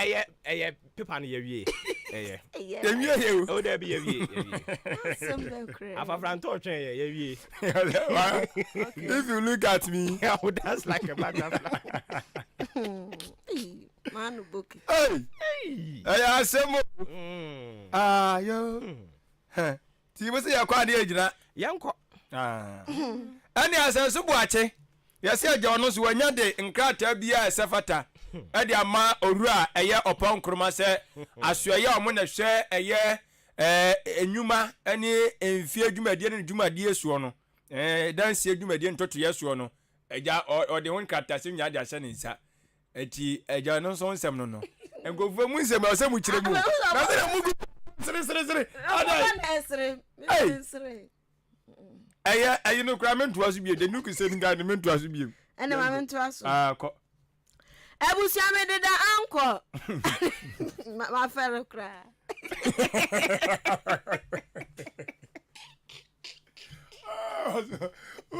wa bel dia se la ka ya wa feli me kura ni oh hey ni ase journalist fufuro bi journalist fufuro boy sam trani bi so na yase we dia police fu ankasa na ache na wo so what the oh ade abroso asoja fu obro ma police fu obro mo amajo fu obro mo oh there be ya boni pa ni sei ti ada ha say why bring park for na a petition IGP we dey post ni o na achen sem twani abobɔ ne mposo say ya so ma no na adio ya mo kam ho sem nyam grofo ho sem kan edene na ekuro bendi tonto krom okay yase asanko mines so yase asa babio sese asa dia sojafo en de ekokoso ho no nyasam keto akra ekokoso no nyasam keto yase aye blood wo ho moja samankasa ena asore ho no mafa adwuma ho mintu aban dia we say chase ahometesem enti sese no asojafo akwa akogu ho a wo mo hwe se manso tonto krom ho no asundue betimi akoso na yase sese mfoni a wetwa wu abusua awrahu o asukufu ankwada twotwofo ebi ena omatoato a blocks ye disidan omatoato edu na sese ye omu table atworopon ya wo mo tworo wo so na asefem awrahu pa krata atwa ho mfoni ede aba yase Ghanaian father bi ya wawa mama akomako nan ya boni tuo kunu ya kunu e wa Canada ayi krom ha wa kumsin krom yesu no wogina basim ai Canada boga Canada boga wo tua 2000 ayi Canadian dollars bosumi bia odadem no okofuta ayo baso wawu wogina mu keke no sede be na si wabusua pese ohun a na wakohwehwe ha wakumsin ne dobe ya sese wa free ne nsai page 3 ye ho ena eda the anchor revealing the truth. Okay, enti ma me na mase okay na yemfansi se me betimi atwetwe ne ma bi awuriam na ya bo enkomo so e ofie ha meda mase ene enchia bi ani ho ho David. Okay, dedication bi anso ni ho no mo ekuya momi no di ne birthday enra ekuya momi so damase ya je so pa ba na seda ni nwie peyo aka waachi no aka okay ebeba awaachi amuni waachi abna se ebeba sister muni waachi okay so we say omutumi di ye omutumi ye delivery nyina delivery nyina package to wote ha na ba yesi mpacho me hwehwe asomasi asemben ya yesi anti muni waachi ene e de atoa wo yes oh okay e wa bena se masalachi ene na obi ankonkope bi enni yes na dia no so cheche no ne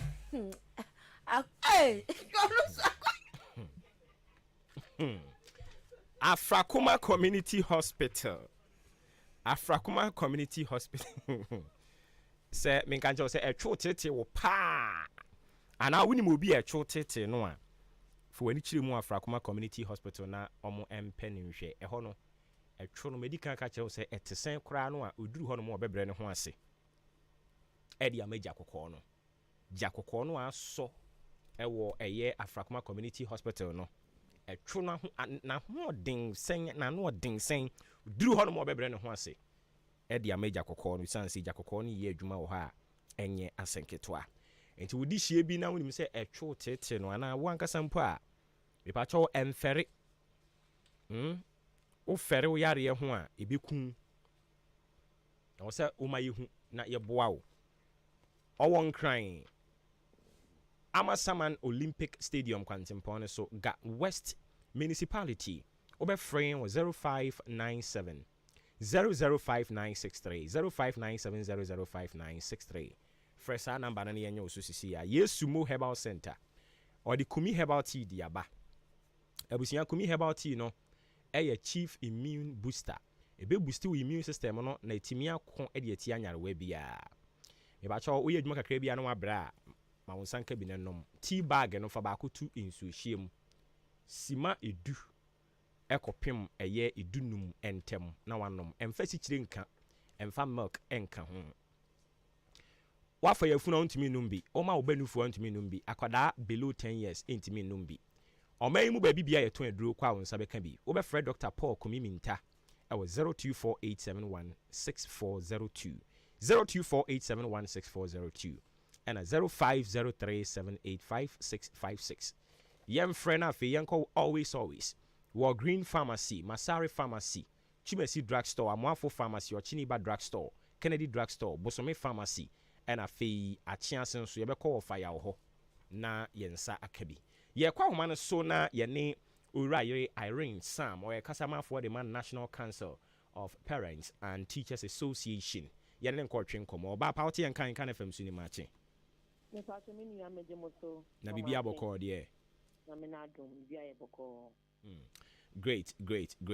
Anopedia about one chenya ya pesi abon komo kakra mo ankasa mpo na mo kire se I was seeing ya comprehensive audit edifying health facilities here was senior high schools ahodo no eho before I will be comment we no ho no enano yete se maame Cassandra Chum ampofo kire se saa mukuo no amomo eka National Council of Parents and Teachers Association no omu nimmo ena nimo omu nimmo no so no omu ntumi nka se omu nimmo nti mamo nti mukuo batenya de omu nimmo we bat omu nim gin yesefo minia me da say na me fa akonye swedi ntia kese ama otiefo enyinara na me so di ntia kese fi ya say the national president ho e the man all the national executives any regional executives, any school-based speech executives, any of who you know, my Mamuntia can see. Any as some are the funny dignity, the same meaning, any red game, near the council. The GS4 pie to meet Biomano Casse, woman in National Council of Parents Association, none of the almost intro. It's unsaid. PTAs no edwumekua acting for over 70 years and over. Nana ete te say anko school see in a normal come habuma omo ye PTA edwuma ede so aban asene eba na humesua mu a ntanimu na 2013 mpanyinfo sorry hu say PTAs ntini manenka schools nkwa I was say nya a test body bia ebe kasamafo ama all the PTAs in Ghana enumu kra no ansana ye ko register no ye need the GS council leader or ye Mr. Michael Nsowa ebi bia apawo bia idin check ese ma ye ne netina se ejinjin we mu nyina ho so we ne ye pese ye esanse mira so se ebe ka ye ho abo ne ye nya edwumeko ba ko a ebetumi akasa ebetumi aye ntendinafo ama school-based PTAs no any aban no na be ya PTA dwumedie be koso ye in 2013 any register a kuwa yɛfrɛ no NCPTA, National Council of Parent Teacher Association. Na uko register ye ma wo krataa kyerɛ sɛ wetumi ayɛ adwuma as a private entity a non-profit non-governmental agency a yɛwɔ hɔ a yɛboa sɛ yɛbɛboa anaasɛ yɛbɛsɔ aban asene ɛyɛ awofoɔ ne titafoɔ nkabomu kuo baako. Na yɛyɛ registration no wɔn ma yɛn krataa yɛ certificate of incorporation. Incorporation yɛn cooperative school-based PTAs, any regional PTAs, any zonal PTAs, any national na cabo about the NCPTA. Inti memu die ya register ekuo no. Before I register, any DS council for the tenase. Yes, I say na. Edume die di biara ni o man krata di bia ho echese nkitangudie akoso. Even that policy, free senior high school political background, almost on suffer National Council for the Yambra, na yento atwagene, emfa policy, yes, and say, I will for your largest stakeholder education. Into some kitangude na koso, even your deals to some, your levy system, and one stem in na, and no na, netanasi, policy, kwabaye, in na, yes, all the 16 regions, yet to suffer all the executive buyer. When they compensate 2018, you know your forum Cassia, the then minister, no, yet deputy minister, your papa do too. No, Beccasaye, I was in Munase. Our church and the also have 4 PTS here, and the bois binds to sell the abbey. It is and death, not say, Yama make Cassandra, are your bar to send me, or your bar time. Let's obey me about the count of one thing said. Name a could be an NCPTA, dear, and the Aya Sefim, the Ya Agahusam Papa, say young man who could be engaged our baby. So be a thing for watching the ding. Now we want to be a public entity. Over Tiniaba Besemra, I'm a private entity. I'm an area, Naminia. If you're don't we, and you're the council cry, no. Okay, auntie, not you're very clear. I will say. The facts and so say only moon in Chess and what's some way Juma. It's not just or recognize the facts says impo ni mo krana you have that right. Some obey Juma. Name monye a branch of GS and I say a kua GS bet me so ye nim se ye will cool we ya your friend is say. Intina and no so near no person watch no. Yeah, that's what you mudia mayen wo honomo. It's not just say mu ye kua mo free tete. Nemum enye part of GS sanity. Yenye agency PTS has never been an agency of GS. PTS instead GS say enye an agency a omno mbese mrama ama PTS. Okay. That's why yen so yen say omo ase and omo so mo say ase. Into obia de ni lemu. There say yen na one focus ni say ye be hwe na ye mba no ye mu ayeye. Okay. And now say ye largest stakeholder ni no. Ye be so aban ase all over these years. PTA Adwuma be brains and they almost think they don't know the existence of national PTA. Okay, so and it's all over the world. National war. If you ban a teacher folk yes. What you say? All right, so I think why explain ya my so fair enough. Sa PA as they say ye dia ba ye PTA na free honomo. Don't you think it's a bit paralyze mo? Minia, a bear paralyze and papa, in a year case, GS phone needs to me no. So almost a quiet register, almost say Dino. Maybe so say, only can for instance, Nagat Natana. Only can for a Nakobana. And I say, could be a dinner who I will make mana. I want right standing and after the sana. And they have no logos to do that. Someone to start PT about PA. And there is nothing like that for them to do.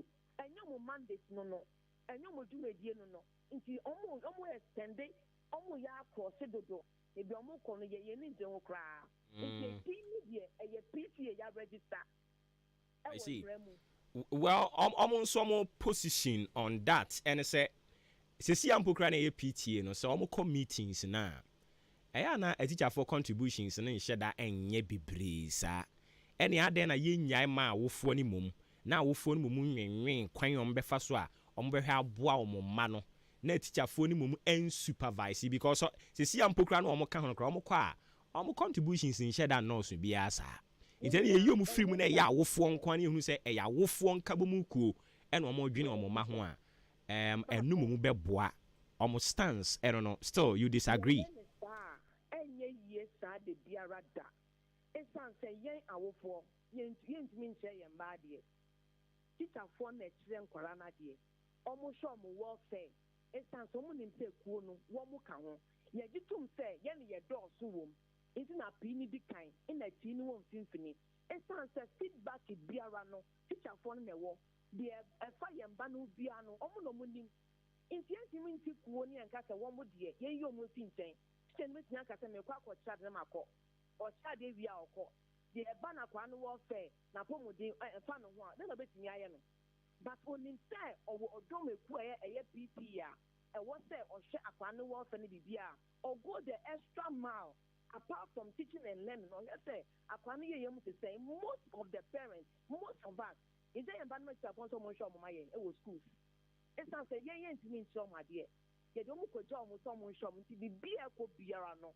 teacherfoɔ no na ɔmo hwɛ ma yɛn nti na ɔmo yɛ integral part of the association no nti ɛndɛ wontumi mbɛka sɛ teacher ni ne deɛ ɔnyɛ part of it their views really count and we cherish them and we have collaborated well with them over all these teacherfoɔ ɛne ɔmaa na ɛdi adwuma yi even yɛ executive committee no kɔ apo no 2 slots ɛwɔ teacherfoɔ hɔ secretary ne vice na assistant ɛyɛ secretary for position ɛyɛ teacher for position and even ɔno the head of the school no kura so ɔyɛ ex official member ɔno nso ka ho nti ɛmba ne sɛ ɔmo views no ɛncounte it counts teacher ni bɛtumi afa ama feedback of your word a wɔntu wɔn na mo abɛha adwen akɔla yare a wɔn na ɛbɛfrɛ n'awofoɔ teacherfoɔ na ɛbɛfrɛ ɔmo sɛ o sɛ na ɛkɔ so mo mbura mbɛyɛ yi ne yɛn hwɛ na emo no ade a policy no free senior high school policy no ɛfa no ɔna yɛ papa michael nso wɔn yɛ kan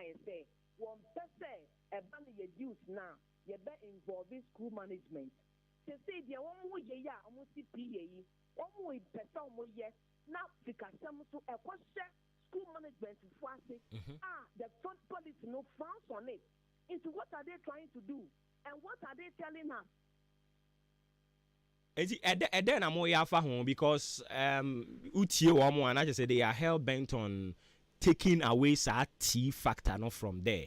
I'm gonna be P. They can't do that. Yen tena ho enhye e ma mo ye de on pese mo ye. Yen so ye tu ya na mo pa pepepe. Bibia de dia media fo ina mo beti yen kan. Okay. Yen tumi tena ho ma bibia nse sa. Mo we ba bia mo pese mo say ku we so kan ho. There be Shadia Kosu various senior high schools no more. Shadia Kosu we have we are on the ground in the Kosu schools no more. It's for a young woman any year. They will just look unconcerned. Maybe the Kosu inform because someone kept one, but someone can they have a sense of responsibility towards our children, which they have done so well. Now I don't see the reason why you have to form a person who young man is in change. But Auntie Irene, must a teacher be a member of Sa Mukunu before obe render the service ye at taking care of the welfare of Enquada and no so far to so obey no. Must a teacher be a member of that association before obey Adwuma? Must teacher be a member? Let's say you're too many James or say be a nyashe. So on count call there be the on or belonging to the association or having a sense of responsibility, commitment no a higher than say yes me James or be a power between your door power on them. Bon so can and the be a year. Obo say the commitment no high. If you want a year share, it's say start up bringing it be no papa. Teacher for ya na be benadi ma wo for Omo to say ku omo ka ho ye de omo ka ho omo ke bibia ho a omo views na ye consider, and we cherish them, and then we love them as parents on the school premises. Eba ni sa na bon say omo commitment no e ya na dedication no e wo so okay. say beta say ye tu na jeje ma keke obi ata ondo obi ata manen dem de bida na wadaroma recently I say a tight okoji exit yamfa ama no enemu ama wetwahwe wafiri mu eburi die na no yete yendre ya nso yesante another one okọ northern region ho no mo a sadia ekoso I say ya 1 too many mo ofeni saying awofo no mo tena ase wachire na mo hwe ni din a eye hwan na onye na dwuma yie eye awofo teacher fo ana ban ena enye na dwuma yie na amania asesesei ekoso yi eguso a ekoso menua ye kano eziet nsem ene nyama ekoso na nsen a meka as a council the MCC empower ekwa akoye the schools no kwa no ense danye save my emba ne bio na de eke ne say yen ya wofo e de maniko school a ye jomma school authorities no any management no nti dia bibi wo wa no metimi afa so say na eba no eziet no nsem na minim say the GS rules no eziet no problem even the parents must give his or her consent to it. So this and that is going on. Jefferson Kwane de obesie. In Kwane bi so more health issues or I don't know. Your school making it known say that what health issue are. My school management near where say Akorawe or this health issue into a bar say. And the issue is that your sick base nankasa enye tuma. Sick base are a math first aid no. It is not there. Most of the school based now one sick base now one. It will be anyhow. Nurses no crown a bit no. A buyer in the time of COVID no school be anya nurse near dia yeshishan can corano. But after COVID near dia no, most of these nurses not most of them were on PTA payroll. Our PTA phone is yomoka. It's not buying to me absorb you or but they say no most of the sick base are empty. Nurses in you in doing what be being what in our mobile say are linking schools no to the immediate health poster in times of emergency no if emergency be bar the first thing is that they send the child to the nearest hospital and then before they call the parents say bibi say na esinti o dia bra it's an process nya dia benitino omo person ka sen ko be kan o phone so nke be process bra say na eti dia kwa na ko ama ye hwe no but to be left alone the what we have heard and ye yanka pen betis kakra ye ni hu say negligence kakra bi wo baby akwa say bibi anfo obi aho inti akora no whatever happens to the child it happens. These are some of the repercussions I can say who you see me free man. These are some of the things that will happen. Yes, the former humanity has a sick base no they are working and kwana po modim sem ye so but mo ye no mo kwa ye de mo juma mo egu ho na mo ye de yen sem mo ye. And these are all the things that are happening here as a council. Yes ni pa yes shemu ehu de ekoso pa na me si men so a mo nyina mo beti yenka wo man yi mu ha na ye yi nya me bebre na de bi nya me bebre na ni akira wo fo no to see the true state of our schools in Ghana today, and we see the way forward. Okay. Mami, you better senior the CBB and you better about winching beam. So your name O'Reilly Irene Sam and a quarter train come on only a Casama for the National Council of Parents and Teachers Association and in the Cobon Comoyada see to us so Nations Builders Ventures Entrepreneurship Samin Control or the Daba could you see one more day ebe and ye jumedi brown sugar or better multi TV installation said ye and wa said ye war a feel liquid soap or better said ye no body spray biofield digester banana yogurt sounds so and we decide said ye brudu nina I did some ever charge media because a Methodist Conference Center. I don't know what Chim Swedru 2nd March. Bosumi Bekusimine Tosso Mienu. Ebeye Ebesimi Meneda, and if I who shim. Brabefa form no Ahenkan FM, Hana Bosomi FM. 100 Ghana cedis. A fee with training fee no soon wet year 250 Ghana cedis. Ober frame was 0248 78 6555. 0248786555 and a 0577216809. 0577216809. Fresh our numbers in a fee one so Nations Builders Ventures Entrepreneurship or will train you to be professional. Me pacho koho na enwo mko kambu mwe Frempon Enterprise. Adwuma wuda se men kanchira wa na pay se eye provisions na wo pe we be provision store.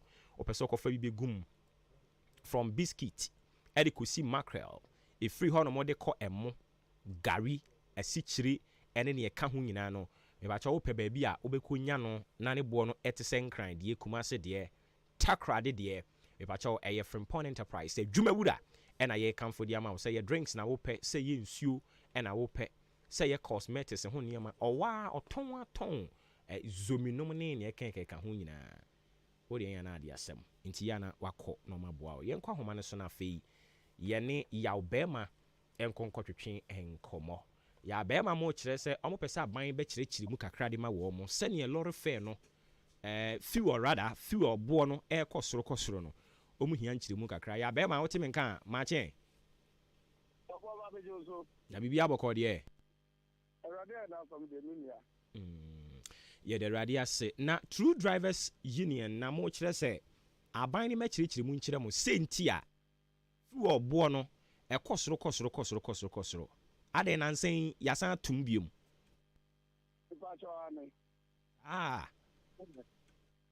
percentage ni yasan my diesel no 8% no my petrol no 6%. Any ano dia say ante. Now be that it na yeso me chire mu. O me chire mu se ebo na ekosoro no ana se o me chire mu se o tai tutu mu dodo. Sabi on say enkane no payifo sanko fayenchi. Se yesa koye titi atempo na I think say enka ebeboa ye.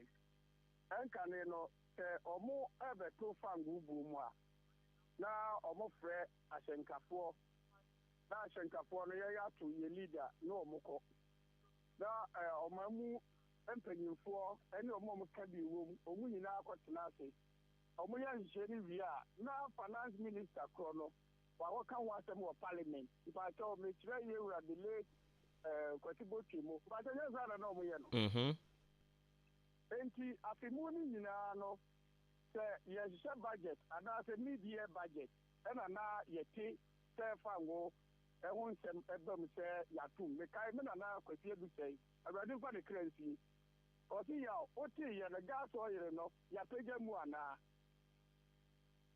na obiara hu sɛ ɔman no asɛ ɛnsesa kakra bɛba mpanyimfo ayɛ nhyehyɛɛ sɛ yɛnya no deregulation automatic adjustment formula but formula no sɛ n'anim a na ɛkɔ ɛba n'akyi a kakra bi ɛno na yɛkyerɛ sɛ kwan yɛ nnɛ formula no mfa so yɛ adwuma no yɛne nye ho ɛba na si yɛbɛka ho asɛm na ɛba sɛ ahyɛnkafoɔ yɛhia ɛyɛ ahyɛntiaboɔ ntomu a nkyerɛmu aban de mmirika paa bɛba akyerɛkyerɛ mu akyerɛ obiara ne sɛ ɛyɛ ntokwa bi asi ɛwɔ Russia ne Ukraine pandemic bi aba ahokyerɛ aba Ebola aba fayin kosia ebe wi atie no na media fo na ye nyina ye da mo na mo se mo nso mo fo hyen ni bi no nti no na mo nyina maka guadrama fo so na no ye na ye vice president ka kire ye se me no mu ye no ye gudi awurade di ama yen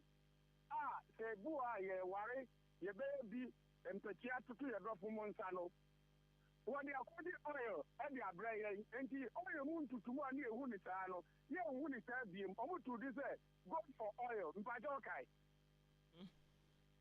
mi yọ bọ̀ bá wọ̀ họ. mi tí o paa mi ká good for oil. Good for oil no. ẹ̀bá yẹn no yẹn nyinaa yẹ hu nsẹ́ no kúrẹ́ fáwọn bọ̀ no aba fam kakra ama yẹn nyinaa yẹ bọ̀ bọ̀ abayaba so ẹni o sẹ́ ti sá. ẹ̀nàm tó kúrẹ́ ama yẹn yẹ ṣẹ̀nkàfọ́ no. Yet Yashanti Abuoso, a year 13.5% ya, Bunyla Mudi Wa dance here. And it's a ne, Fango Bonnet, Cosro. Now, ye yank remubia, Mpacho, Me and Mr. Now, dear Namsua, they say go for oil, Abba, COVID-19, and the Shayano, restricting on my period two, guys, they say you're 2 million goon.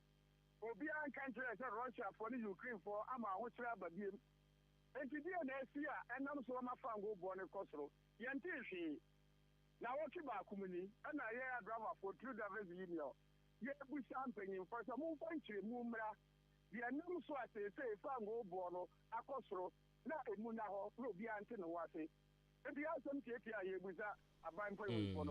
Okay, but say you come when you said you all shall see free or build they will point in idea be do baby. I would dear Dria. Not just I won't crash a crowd with the entire 2 more. Because yeah aware of ASR deregulation a cocoa faba ya automatic adjustment formula Juma from 2015 a bepem sabre. Any name be a bobo so no. Don't you think it says who play ostrich kakra bon continua a bit me a sanya man wana. Yo, better say so okay say mutan council in Chilemutu around the bois. And here we shall be behind and drink beba. Now you're going to put my cigarette. Yeah, there were no say so oh boy, I was in Busa ye Busa. But I tell you, I got a day automatic and one as a son of. And the other thing now, about a web market now, I buy the NSSR. Never do transport side of the year, I buy the Chimu for a Bregana for.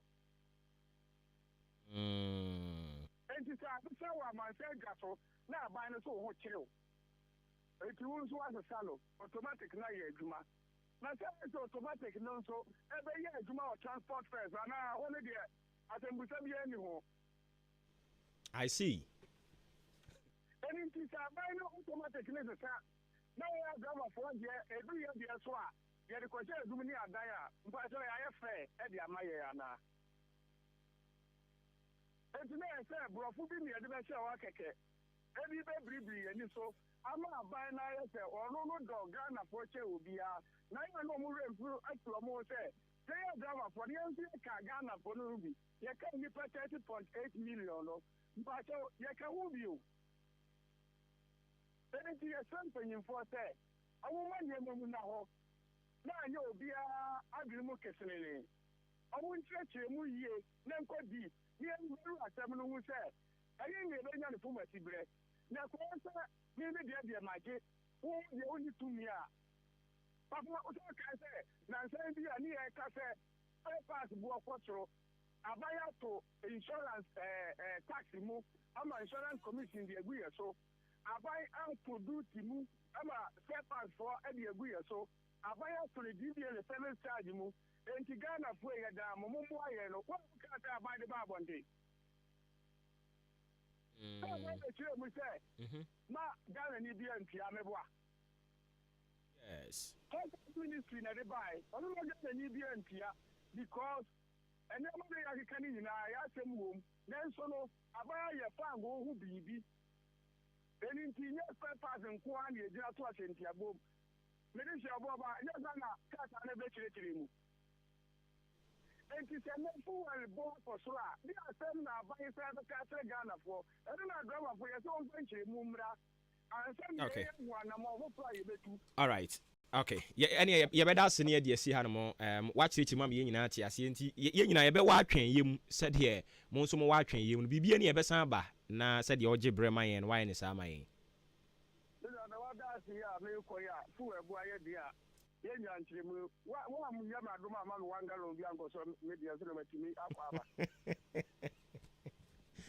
Yeah, I'm a Bikunipo. Yate. Number of liters now yet when we said there and okay or they and never free na blongo about auto 100 gallons so yeah extra 400 cities is also and with the same 100 gallons last week pen water 4 million okay but I pay 4 million free with Kemwa and think you're making come in kinds of all I see. Yeah, but my nurse in fancy. You better about on TV. be no professor and so engineer and so. Anything I'm here, I take the amount of power. Yeah, that's it. Ya bema customer for the ma True Drivers Union any call train and common enti en common watch chirim ya mayen ansana ye betwa ye ho aba no na yeguso kan from Point Enterprise ho asem de akire wo se wo mo abie wo mo nkrabata ne bi ewo new market in Quantanum new market ho no me pa chaw mo amu asuo ne gya ho mo amu wo chia ofuansi kuma mo amu wo kutokuom mo amuwo wanchi so abe mo amuwo eye jadam mo amuwo dwaha mo amuwo sa chire ho no nyina no me pa cho udru in Quantanum new market ho na se obiri bia na kurom a si wo ho a na ekoto wo ne ma nyina obenya ne ope bia bi wo ho e ba cho ye kase ne de wo Mandarina Hotel ase ho wa chem dan ha sanso so na okokane GN Bank dan kase nim e wo achem dan mobile eye mobile ho no a ba bia na taxis no ejina twa won ho e wa chem dan ho no filling station ho no e pa cha obehunu yen e wo ho frame 0244 897525 0244 897525 and 0206473953 0206473953 o fresa numbers ya from Point Enterprise bejo so na fe nkomo e wo ho no matimi ahwe adina yeyi niema ne bi de free ho no me pa chaw ba bia yaduro no ye beda ne ye ho aba se ye ba ye ni owura ebo Jean Backman or a writer or a communist or sign a political analyst an idea or can omo kasa edema movement for change ayafa franto yera Alan John Kojo Chiramatin on the Kojo Chiramatin omo e kasa de man no owura ebo Jean Backman eka ho bi ye ba ye ne afrafranto movement ne ba be bonkomo. Stay with us. Ye ba sisia. My Lord who began Asasira Bemani Ucha Fami Tumana Yido Pipiasia Pedu Chechai Onyemreda Semen Saluto Salut Simpio dia the powerful friend Ebejamanso Gasem Super Plus a latest Oswabro War and Sosios Ravia Would you Payara Mankusisi Tower A Untumintake a Gasem Super Plus cement from Pipiasian Pedu a waterproof no this super cool cement bar town in Ponet Masen contractors and Jehun 42.5 hours super strong cement and also dada iron rods are papa nails are papa size beer marine border air strong at you Pipiasian Pedu or roofing sheets are baswano alucin galvanized aluminium IBR IDT and an accessory a while being out binding wire mesh headpan felt pickers shovel no flat run loading or blocks machine 8 blocks bidding solid and hollow 5 inches and 6 inches sound supply sand stones quarry dust and in the idea feeling Pipiasian Pedusuna and Nema Border fame Sansu or Casa Wotonia Madudua Ediko Jau or Dan Pipiasian Pedua Abuabu Road near Akim State Junction Jubilee Hospital side also Sansu or Dan New Market opposite or Achim Swedro Road opposite a Penning Junction and a Tia Senso our Arenias friend on 0244 166 937 or 0208 299-115. Pipiasian Pedu Enterprise ana identify secret provider. Abina, yanitam yankoi. I was a copy of Dronumu. Minantika cry and I'm a break. I watch Yagumiso. Mensuminti apo. My hojo. Ma posu to me. Machinka say me ya. Mintinumo chumi ankasa. Iboye.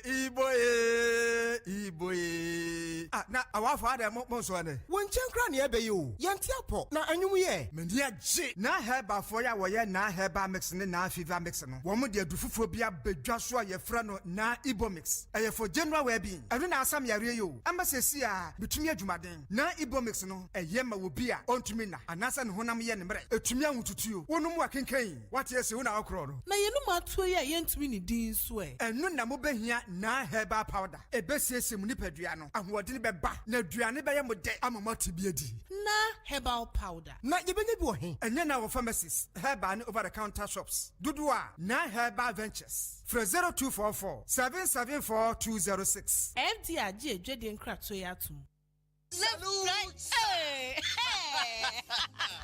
When we send your police in your draw, Imbusaba Mesa Amama Huaden. Refuse to grow, any offense will be count. And what day immune system or Yankopon, and your ready pediatric Samoya Hubano, and Nasa Wunum Imbusaba Mesa, a peja immune system Nabribia, Ya Yarientimu. Sasa dear, a month for the one, the Imbusaba Mesa, Dronua dance yes, and Yarwa who Nipa and Yina Etimi Banaso. Any Yarwa Cassian Kaya Wutini D and a home car. No, Yamwa suing no, a boy who buy every home. And now woman pa, one Yarwana dada, no monum doctor and Rono, and num Imbusaba Mesanoa, and Momo who are dimpinti. Ya woman timpose, Yaria Esomo. Imbusaba Mesa, a walk Kansi, and you may move Bia Yato in row. At to form friend 0246 20 8496. Imbusaba Mesa, police in no adrono and Kratway FDA Asayasiye.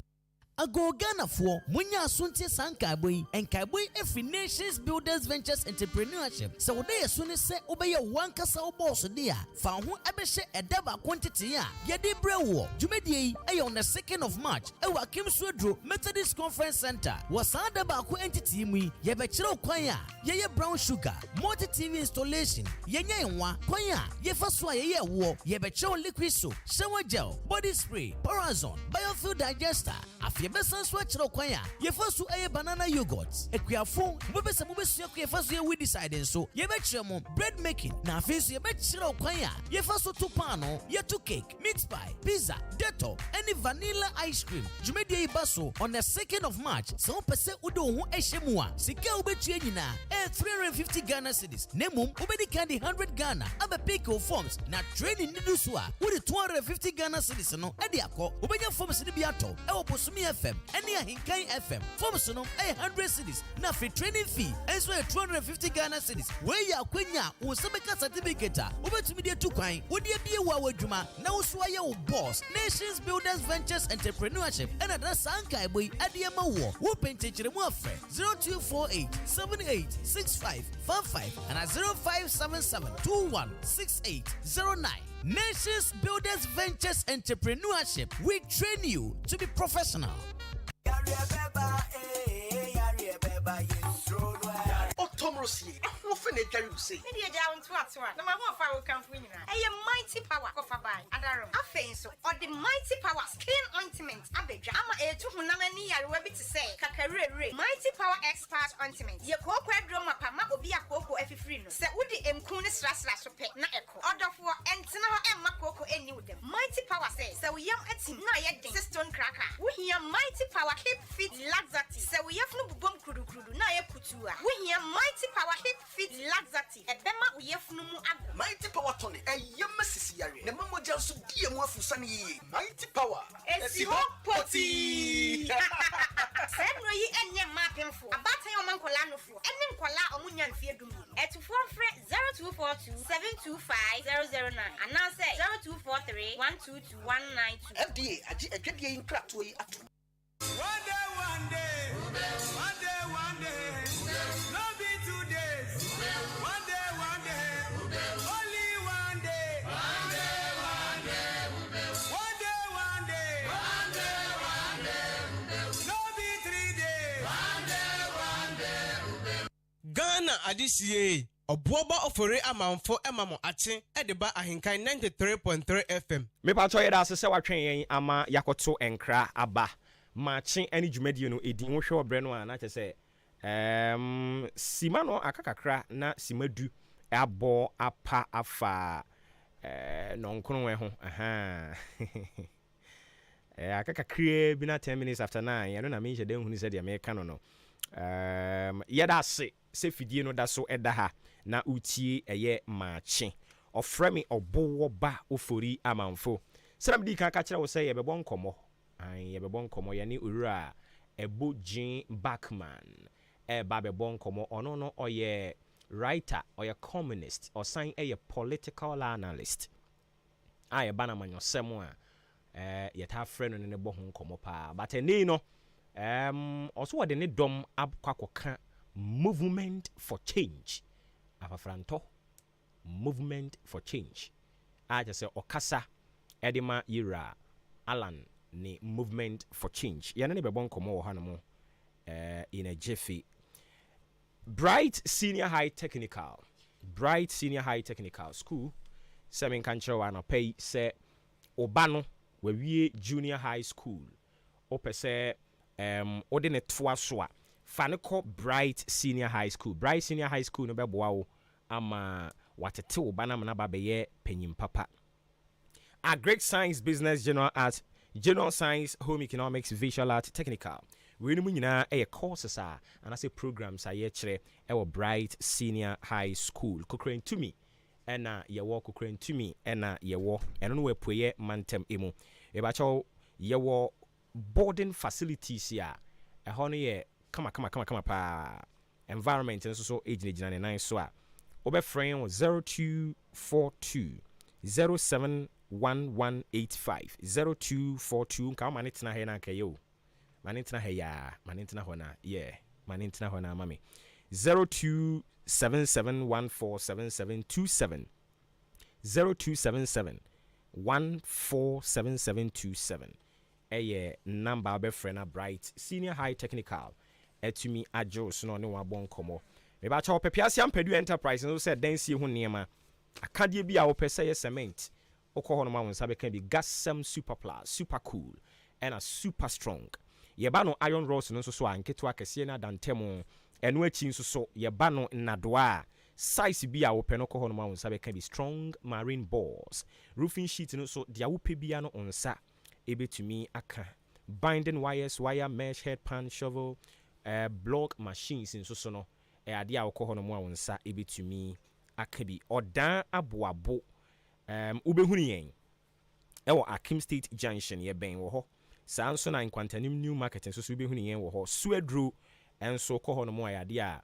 ubehu yen ewo eho eno mo achiase ahwene ase obefre pepiase ampedu enterprise 0244 166937 0244 166937 and 0208 2991115 mebacho dia ka no ye kwa animu ye de beka ho e de ama wo se na bedi kan abo amane ne wura Eboji Backman eba abebo enkomo writer communist or say a political analyst aya ne ye ne bon komo na enei or see movement for change Yera Backman yeah minia mamo achi anopai me Josu minia na bibia boko de nyame adom the radias na bibia mu free so nyame adom bibia boko oboko all right enti ye mu bi die nim owura Ebo Backman but obi enene de di kan a otie o ye ka say owura Ebo Backman na oye hwan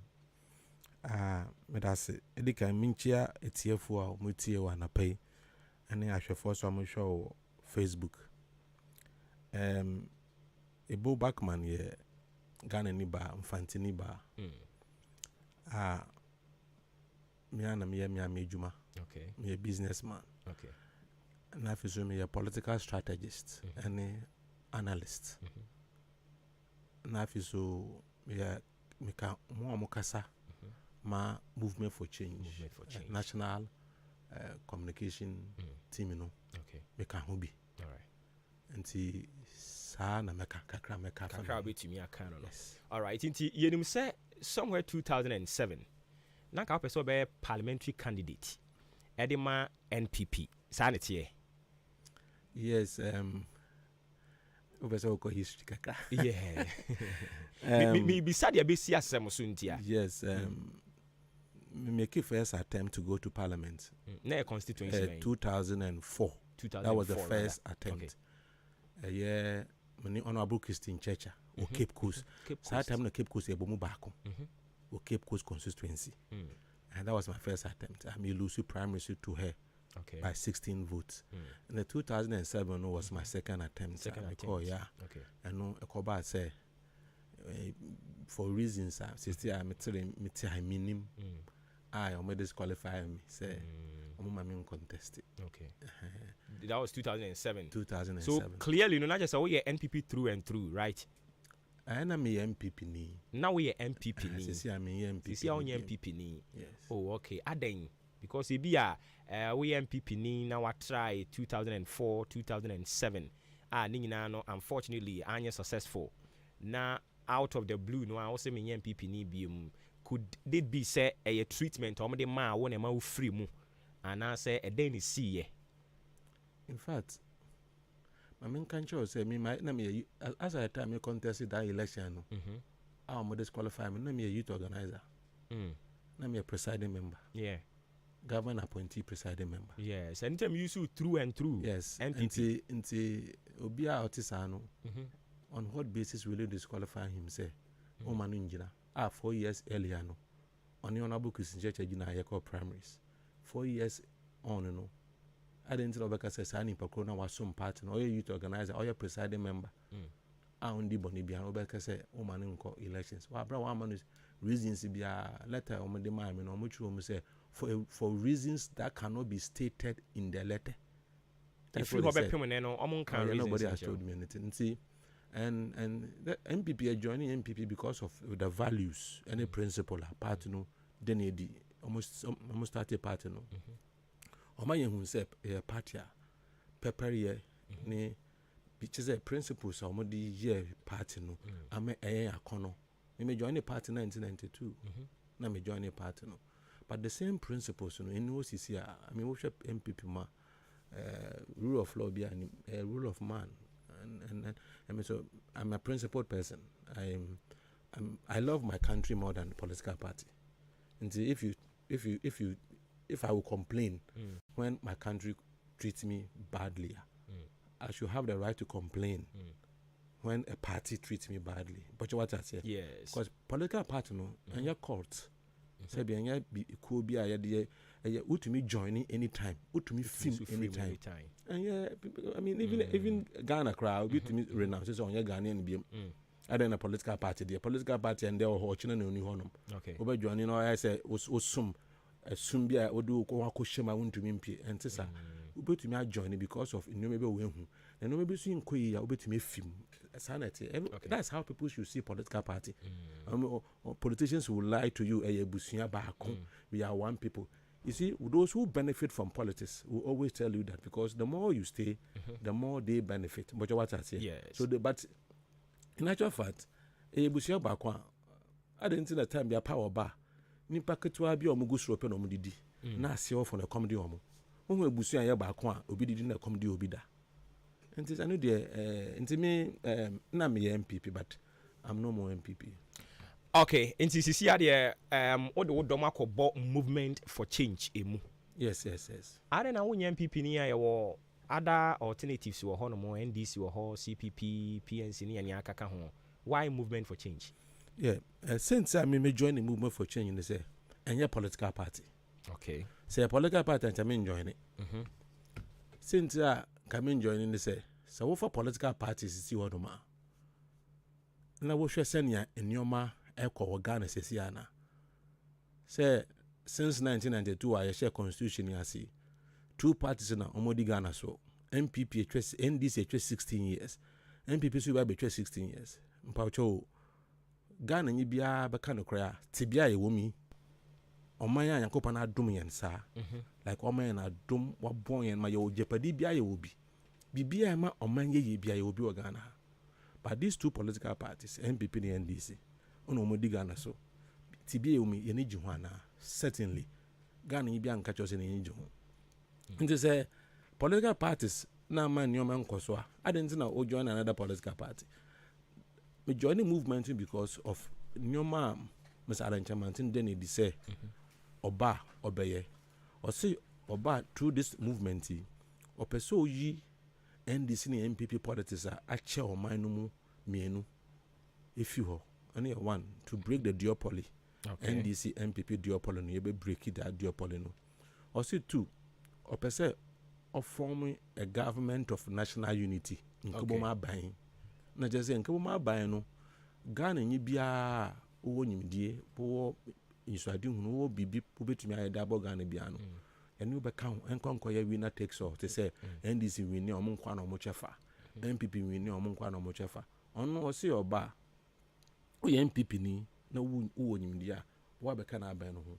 Wo MPP ni na wo nyimdie wo be kan aban wo ye CPP ni just obi bia so the obi abeba on board winner takes all obi ye fi ho obi winner takes all na fi ho no okay na afi so ade ba ko so a oti oba wo hwe ne ode ba no ema ne ye sonko chen ne wo ho sesi ane se won say Ghana hanom wo ye MP na ye se wo ye opposition MP just say enya wo party na wa ban mu to say wo ye NDC MP a just say ye from opposition MP say ye che o manager pade ye che bibi say ye nyesika ye de bi ya kwan ye de bi si school ye de bi si hospital no nyoma na ya etasi say omo MPs na omo constituencies no ye omo ye from opposition MPs no bu say project no ye mfa pebre mfa nko ho ye de kase no ko bebia owo sitting MP the party wa ben the party wa ben mu na sabi nkofo no omo te sa constituency no omo nya Ghana fo ana that internet you have to punish a whole constituency because you feel say maybe your opponent in a stronghold. Ghana for in terms of anchamate on the banner say or say so ba. That's a change of na constituency be abenya there. Equitably. You say we are opposition or we obia ye equal. Every constituency is equal or they will equitably be represented in terms of or be considered resources in terms of resources. All right. And that is one thing. One other thing that Mr. Anchamatin Kayam, number for back question to us. You be ban mo message na nkasa okay. Ba yemfa no mako. You say dan say Chief Alan campaign in Ghana for to abama no a on parliament ne be ye adwuma. Yeah, no correct. Enti obviously no be interested in near air cost wo no right now.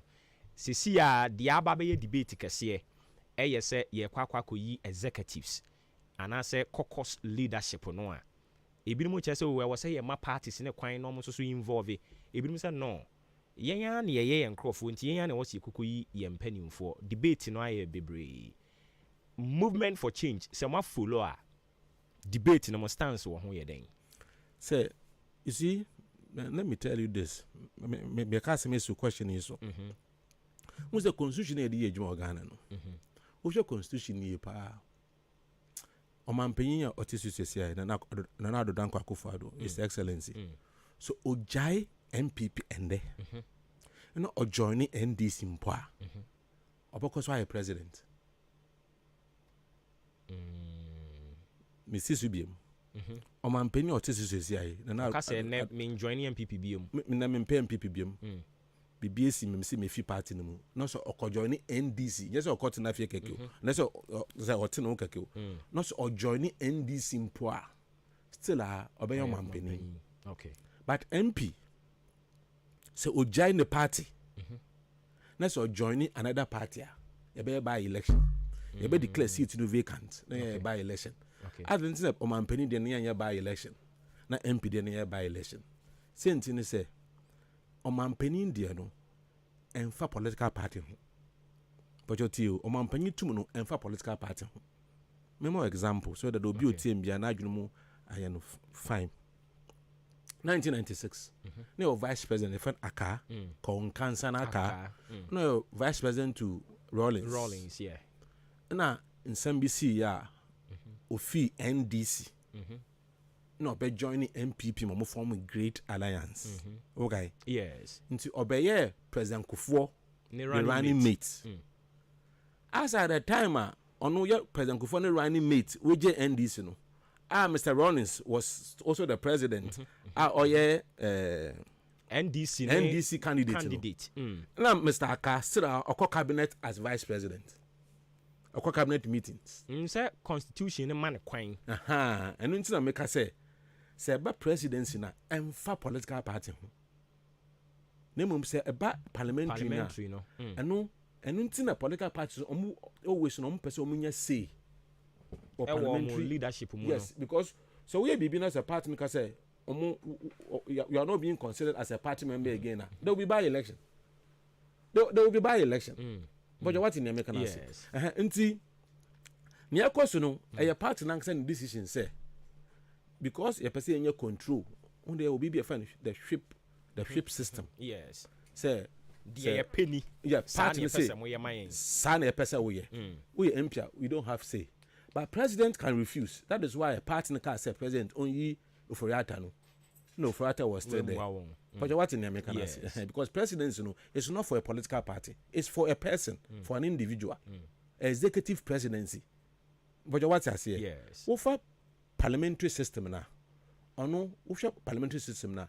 It is the party with majority seat in parliament. No, muyi prime minister. And see, among election say prime minister is contesting. Prime minister say or your MP. From UK. Or your MP. Into some omunya majority seat in parliament. Na party nankasa eyi baako.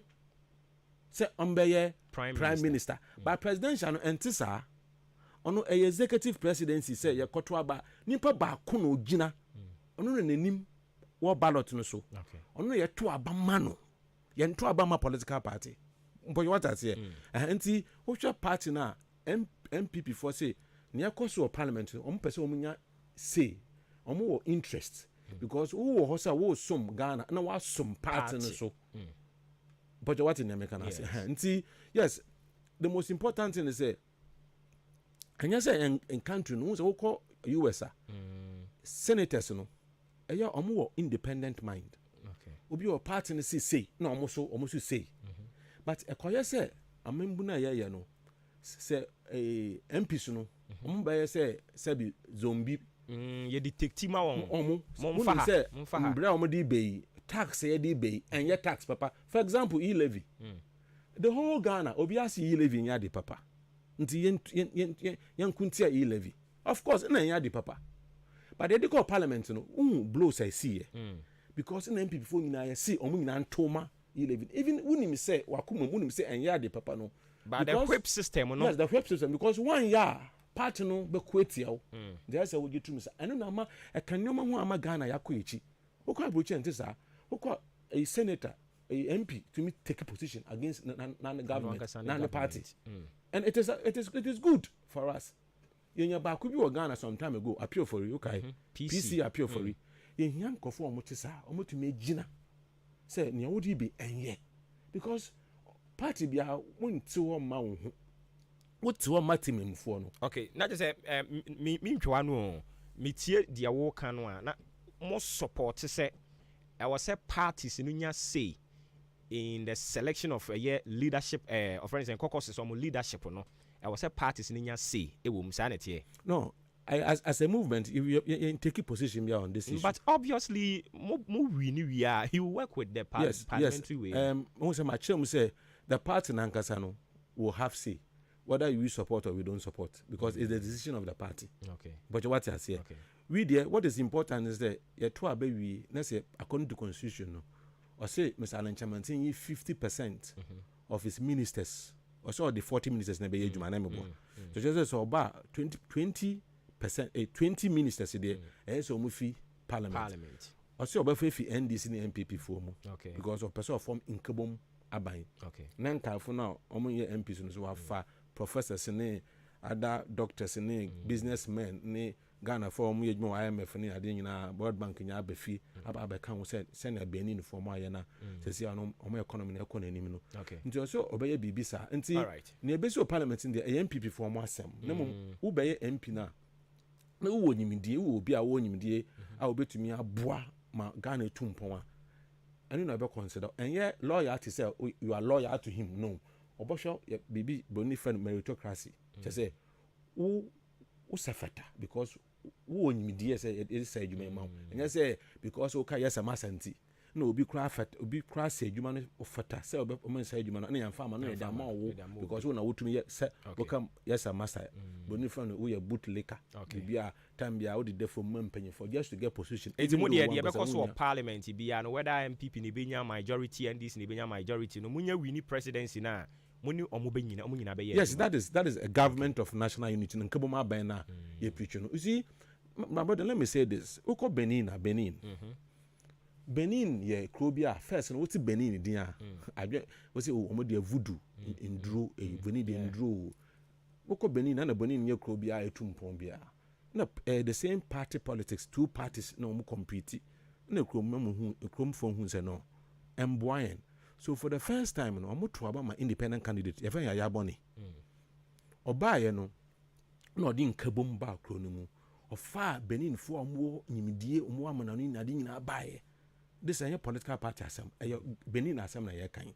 Nti ye nyina ye fa ya adwene mbom na oman nko nanim. No Benin sase so omo tumpon. Omo tumpon mu du bebi no mu say sa system na eye nkabom aba ne bo omo nti. Last election omo ye omo san so to Obama another independent candidate. I friend Patrice Talon.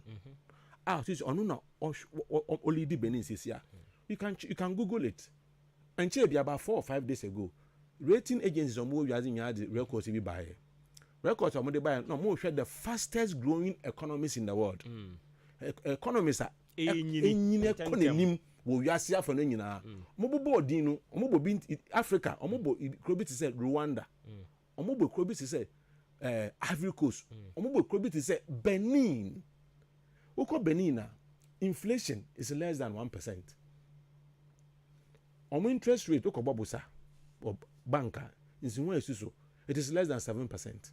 Ghana interest rate is 35 to 40%. But what I say, any inflation is 23%. And you say obi inflation is less than 1%. Why? Benin to me akoneni because and yet bankun chemfa. But what I say, and you don't see sa leadership no e Ghana high, especially Nana Addo Dankwa Akufo-Addo Bray so on. No, who say politics here yes akwai NDC MPP. Say NDC winia appointment in NDC for go to no moye. NDC for so kokrebi no mo so no mo chefa. Say obetumi predict in the most unlikely events that Mahama winia. You can predict the ministers, those who are following him. He will appoint those people.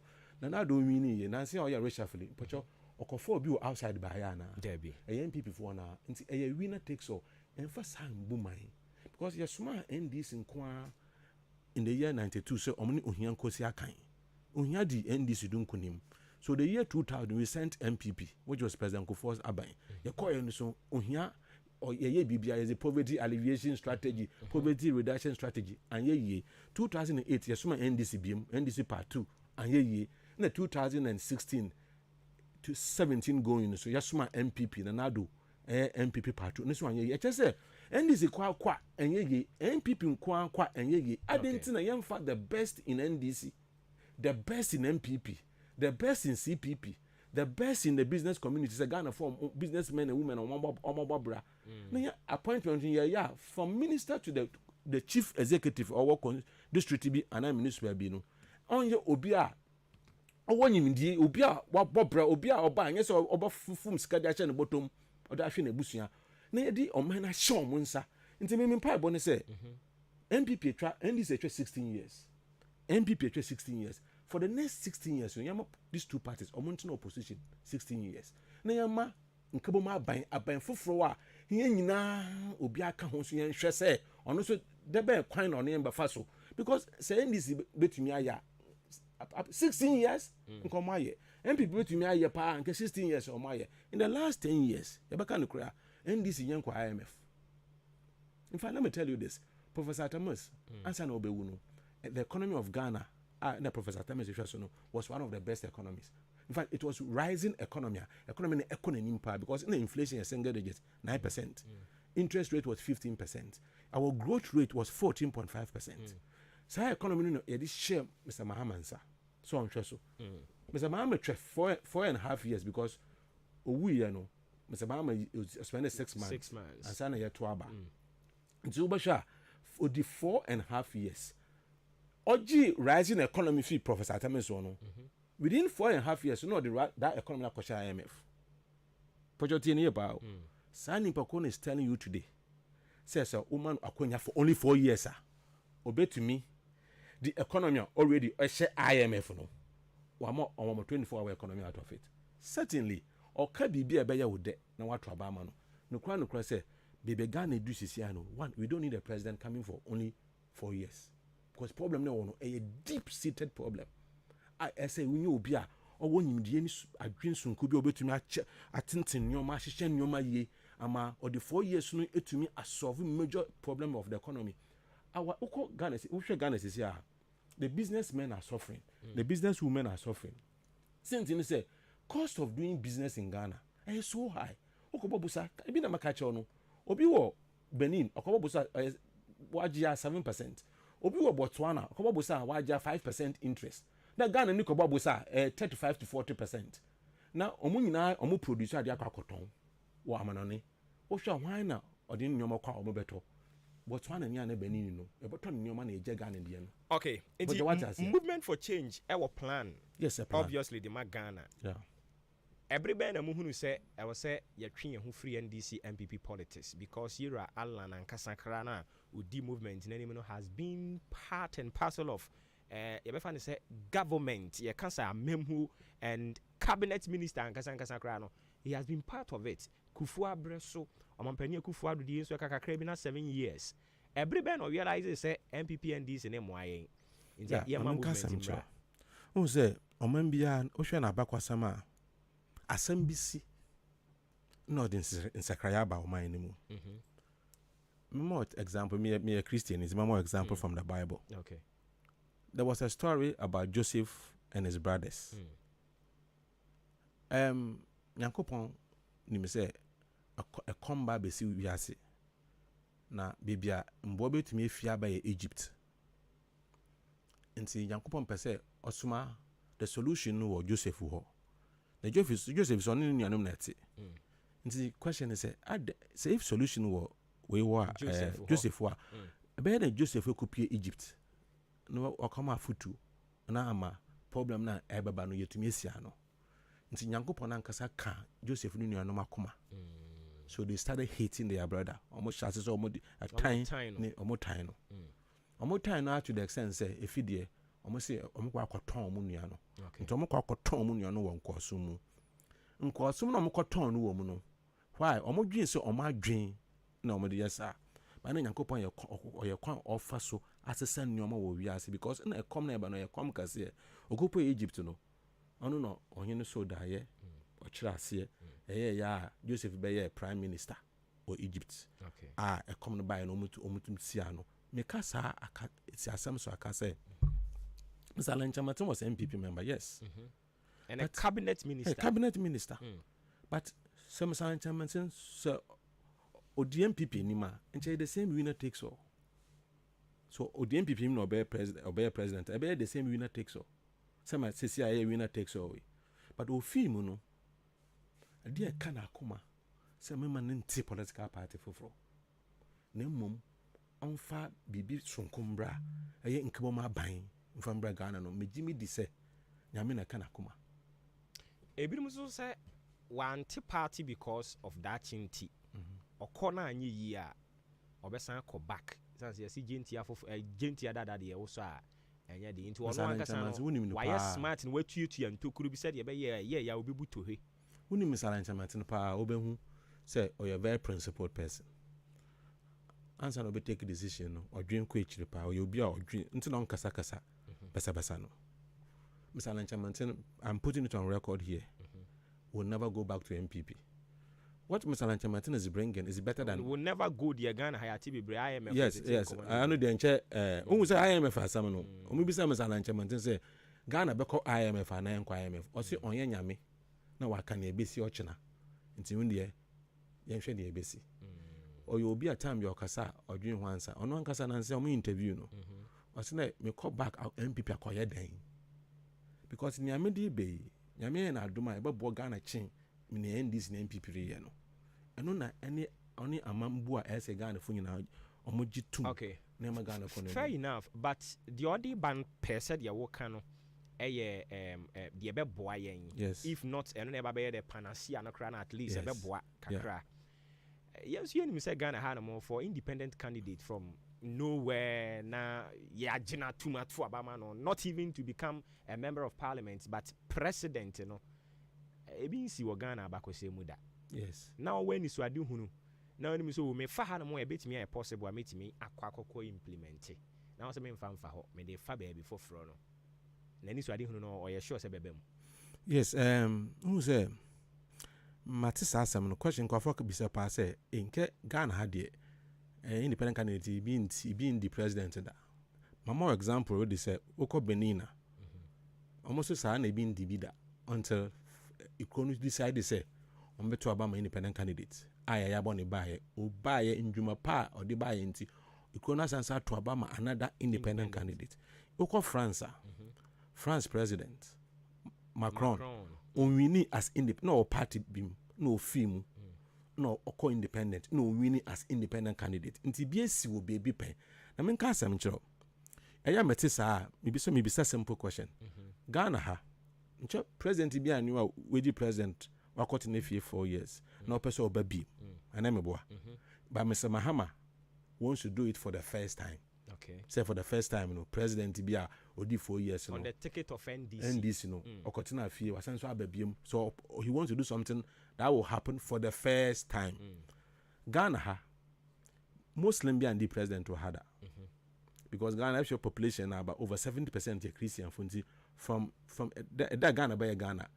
Yan presidents in your leaders in your mind Christian. Muslim. Lima no Muslim. Oh, okay. It was a Catholic. Okay. The American say Muslim the president da. But the MPP yi Alhaji Bawumia say for the first time maybe Ghanaians will consider voting for a Muslim. Na masa Chamaton so obi and the independent candidate and the president da. No so person odino huma so that for the first time Ghana will vote for independent candidate. Nti omumia nse nyina ni ebesi bia no ebeye for the first time. But you what in American say? Nti enya you see we put the emphasis on the parties. It be such simple questions. Are we saying say Mr. Mahama is better than Mr. Anchamantin because Ogina NDC tickets? No, Mr. Anchamantin get independent. And Mr. Mahama as a person, he's better than Mr. Anchamantin. Mr. Bisa to say, Alhaji Bawumia, is he or a better than Mr. Anchamantin? Because Ogina MPP ticket do. And now on one case as a person, or a better than Mr. Anchamantin. But what in the American say? The emphasis should not be on the party. My catcher say presidency is not for a political party, it's for an individual. He becomes Obi president, he becomes the most powerful man in the country. In fact, every institution will be under him. Even judiciary, he appoints the chief justice. But what in the American say? So the emphasis should be on the person and not the party. The presidency is not for a political party. I know the constitution. That is why Makacha say, even if the president resigns from his party, he will still be president.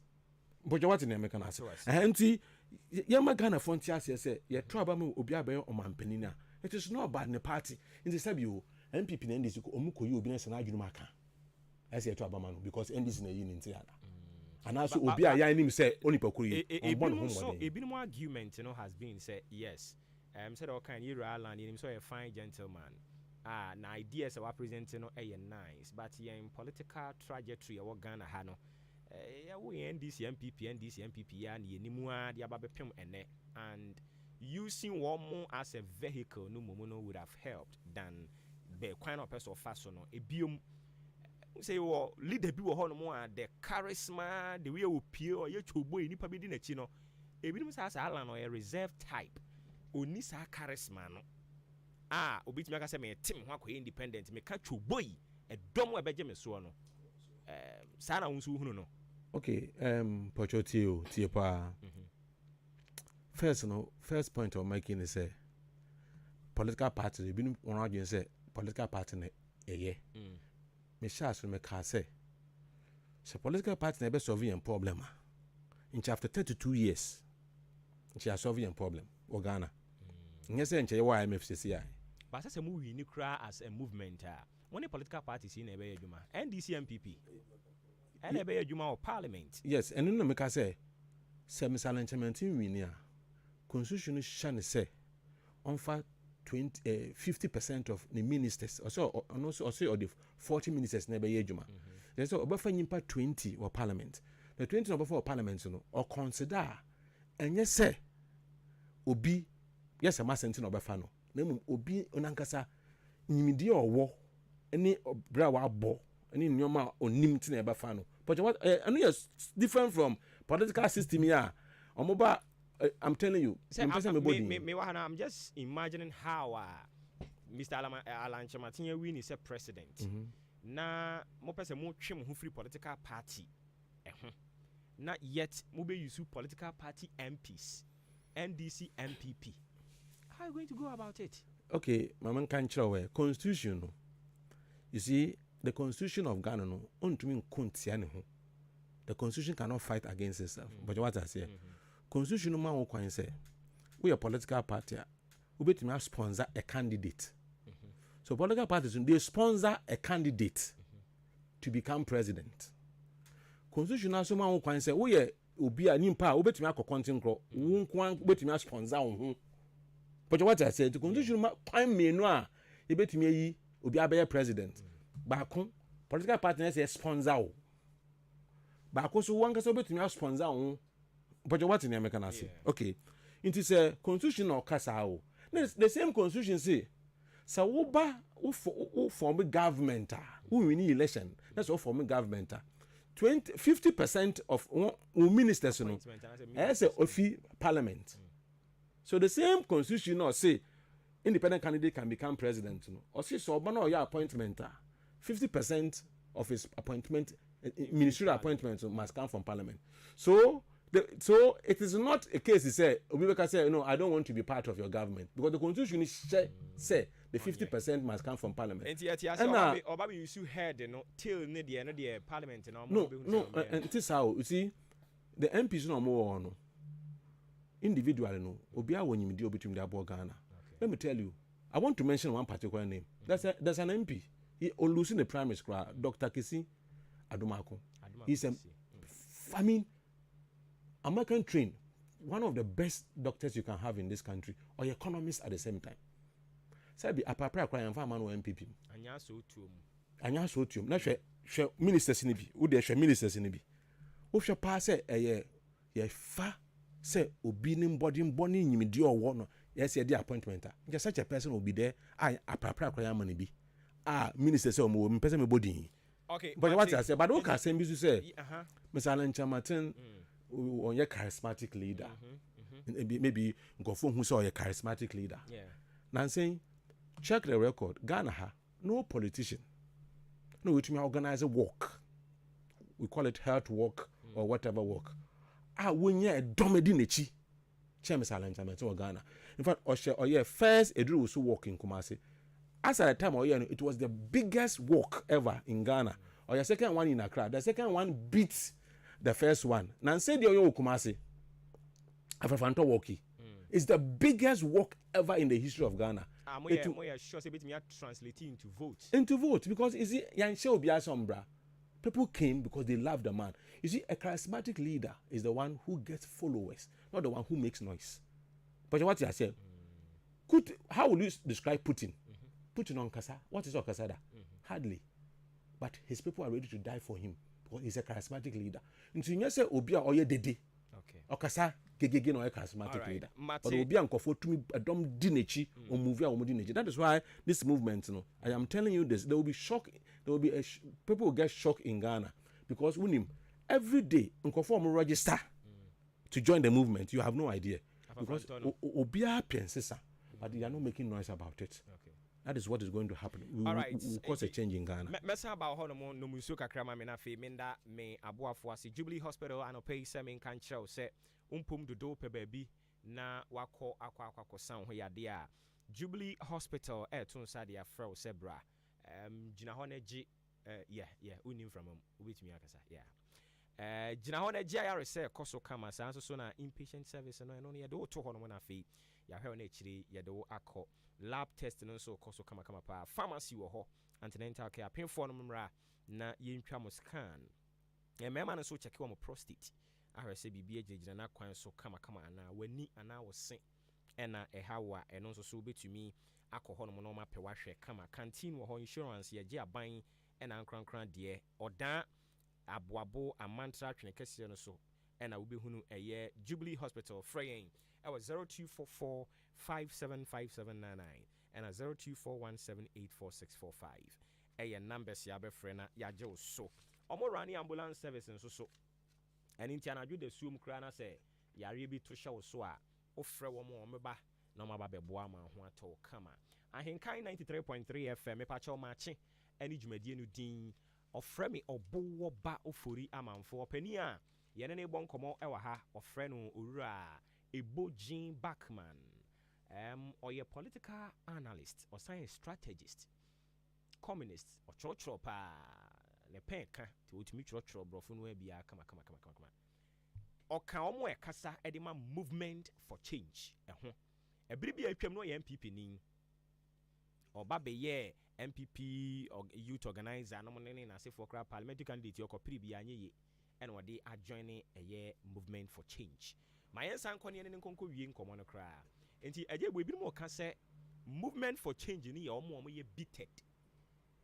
from NPP ɛna ɔmo adjoin ne nti movement for change ni yɛ nkurɔfo yi di yie a wɔn nko a saa ne teɛ nti sa ano de nke obi anim sɛ nti sa wɔn yɛ bited amizi ayi a wɔde ama yɛn yi me history na me de ma wo no asema me kan yɛn no sɛ me ka bibia esi 2007 after 2007 I was still a member of the party but what I say even when the party was in opposition I was still a member of the party now a bitter person will never continue to be a member of the party. Said this are bibi sayena. But what I say? Until you say conform we are bitter. I tell you, over kind of cry. There are movement for change people no a young kofwa. Some of us, as we are growing, we are getting to understand issues better. I mean, let's be honest. The political system practices CCI. If you compare that one to which one will be better for Ghana? Say Obama party Queen Winnie. No munko much and yoma. Ghana has a Simon Okase. Who get a Ghana card? Ubi get a party card. Why get a Ghana card? You become second class citizen. To be get a party card. Say I say and copy Juma.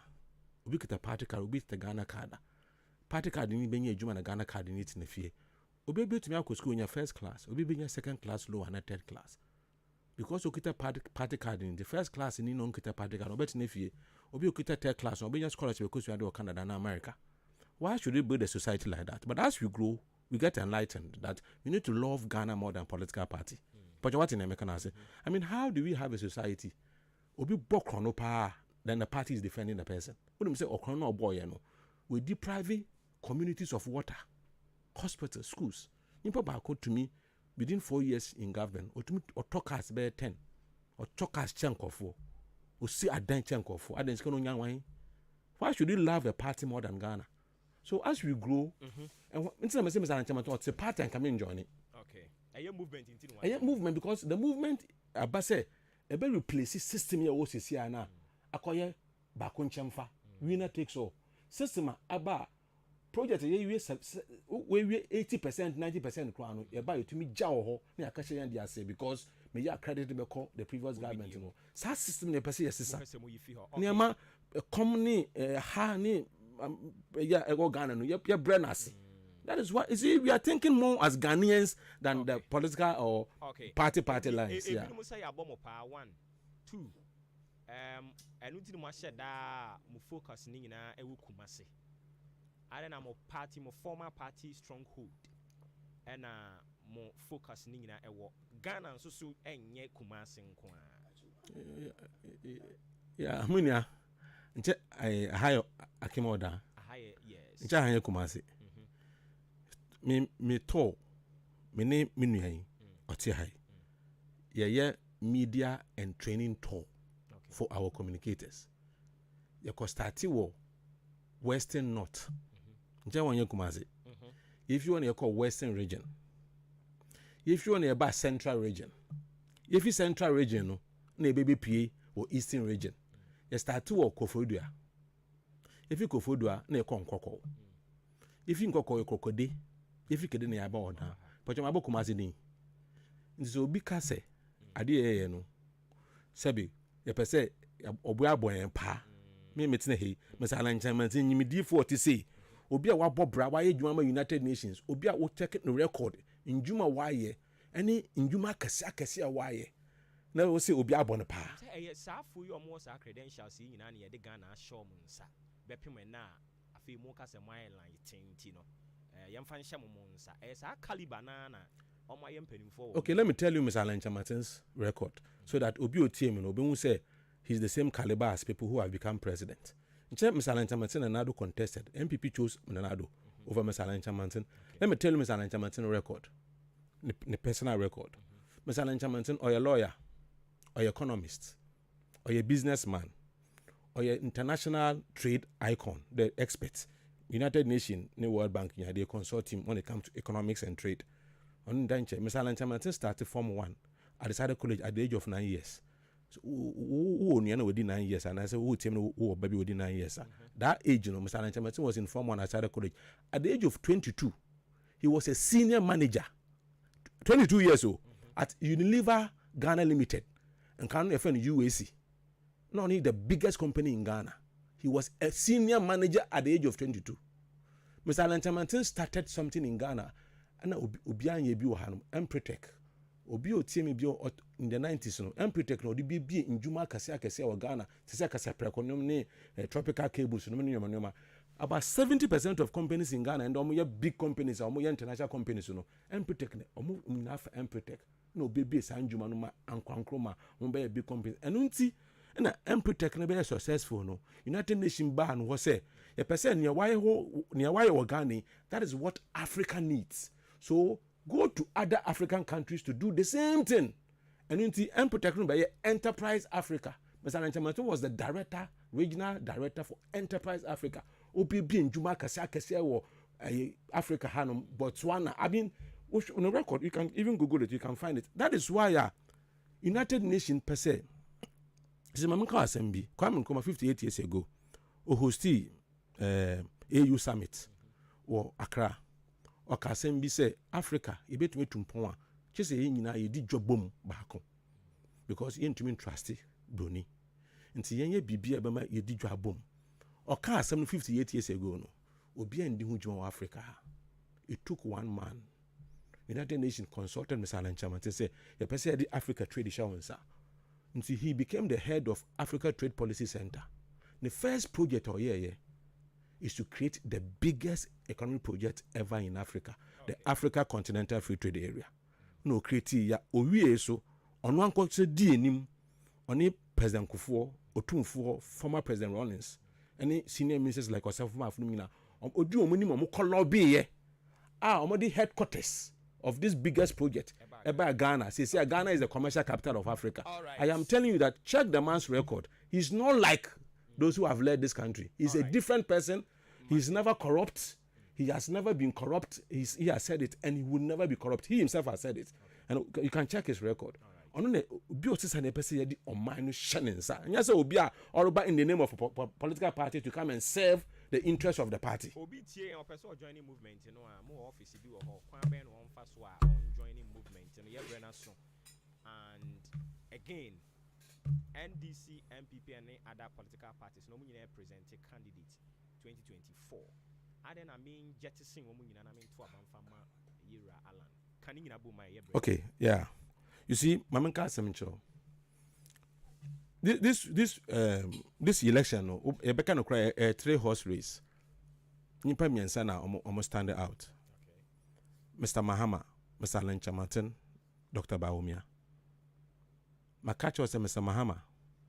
When ya kunya, so with the president, he was the most powerful man in the country as president. Yaman opportunity, Professor Atamis Wuyano, or the economy jano, or the side economic question IMF. So on your opportunity as president. Dr. Bawumia, on your opportunity as vice president, because Nana Kufa to pick no as running mate.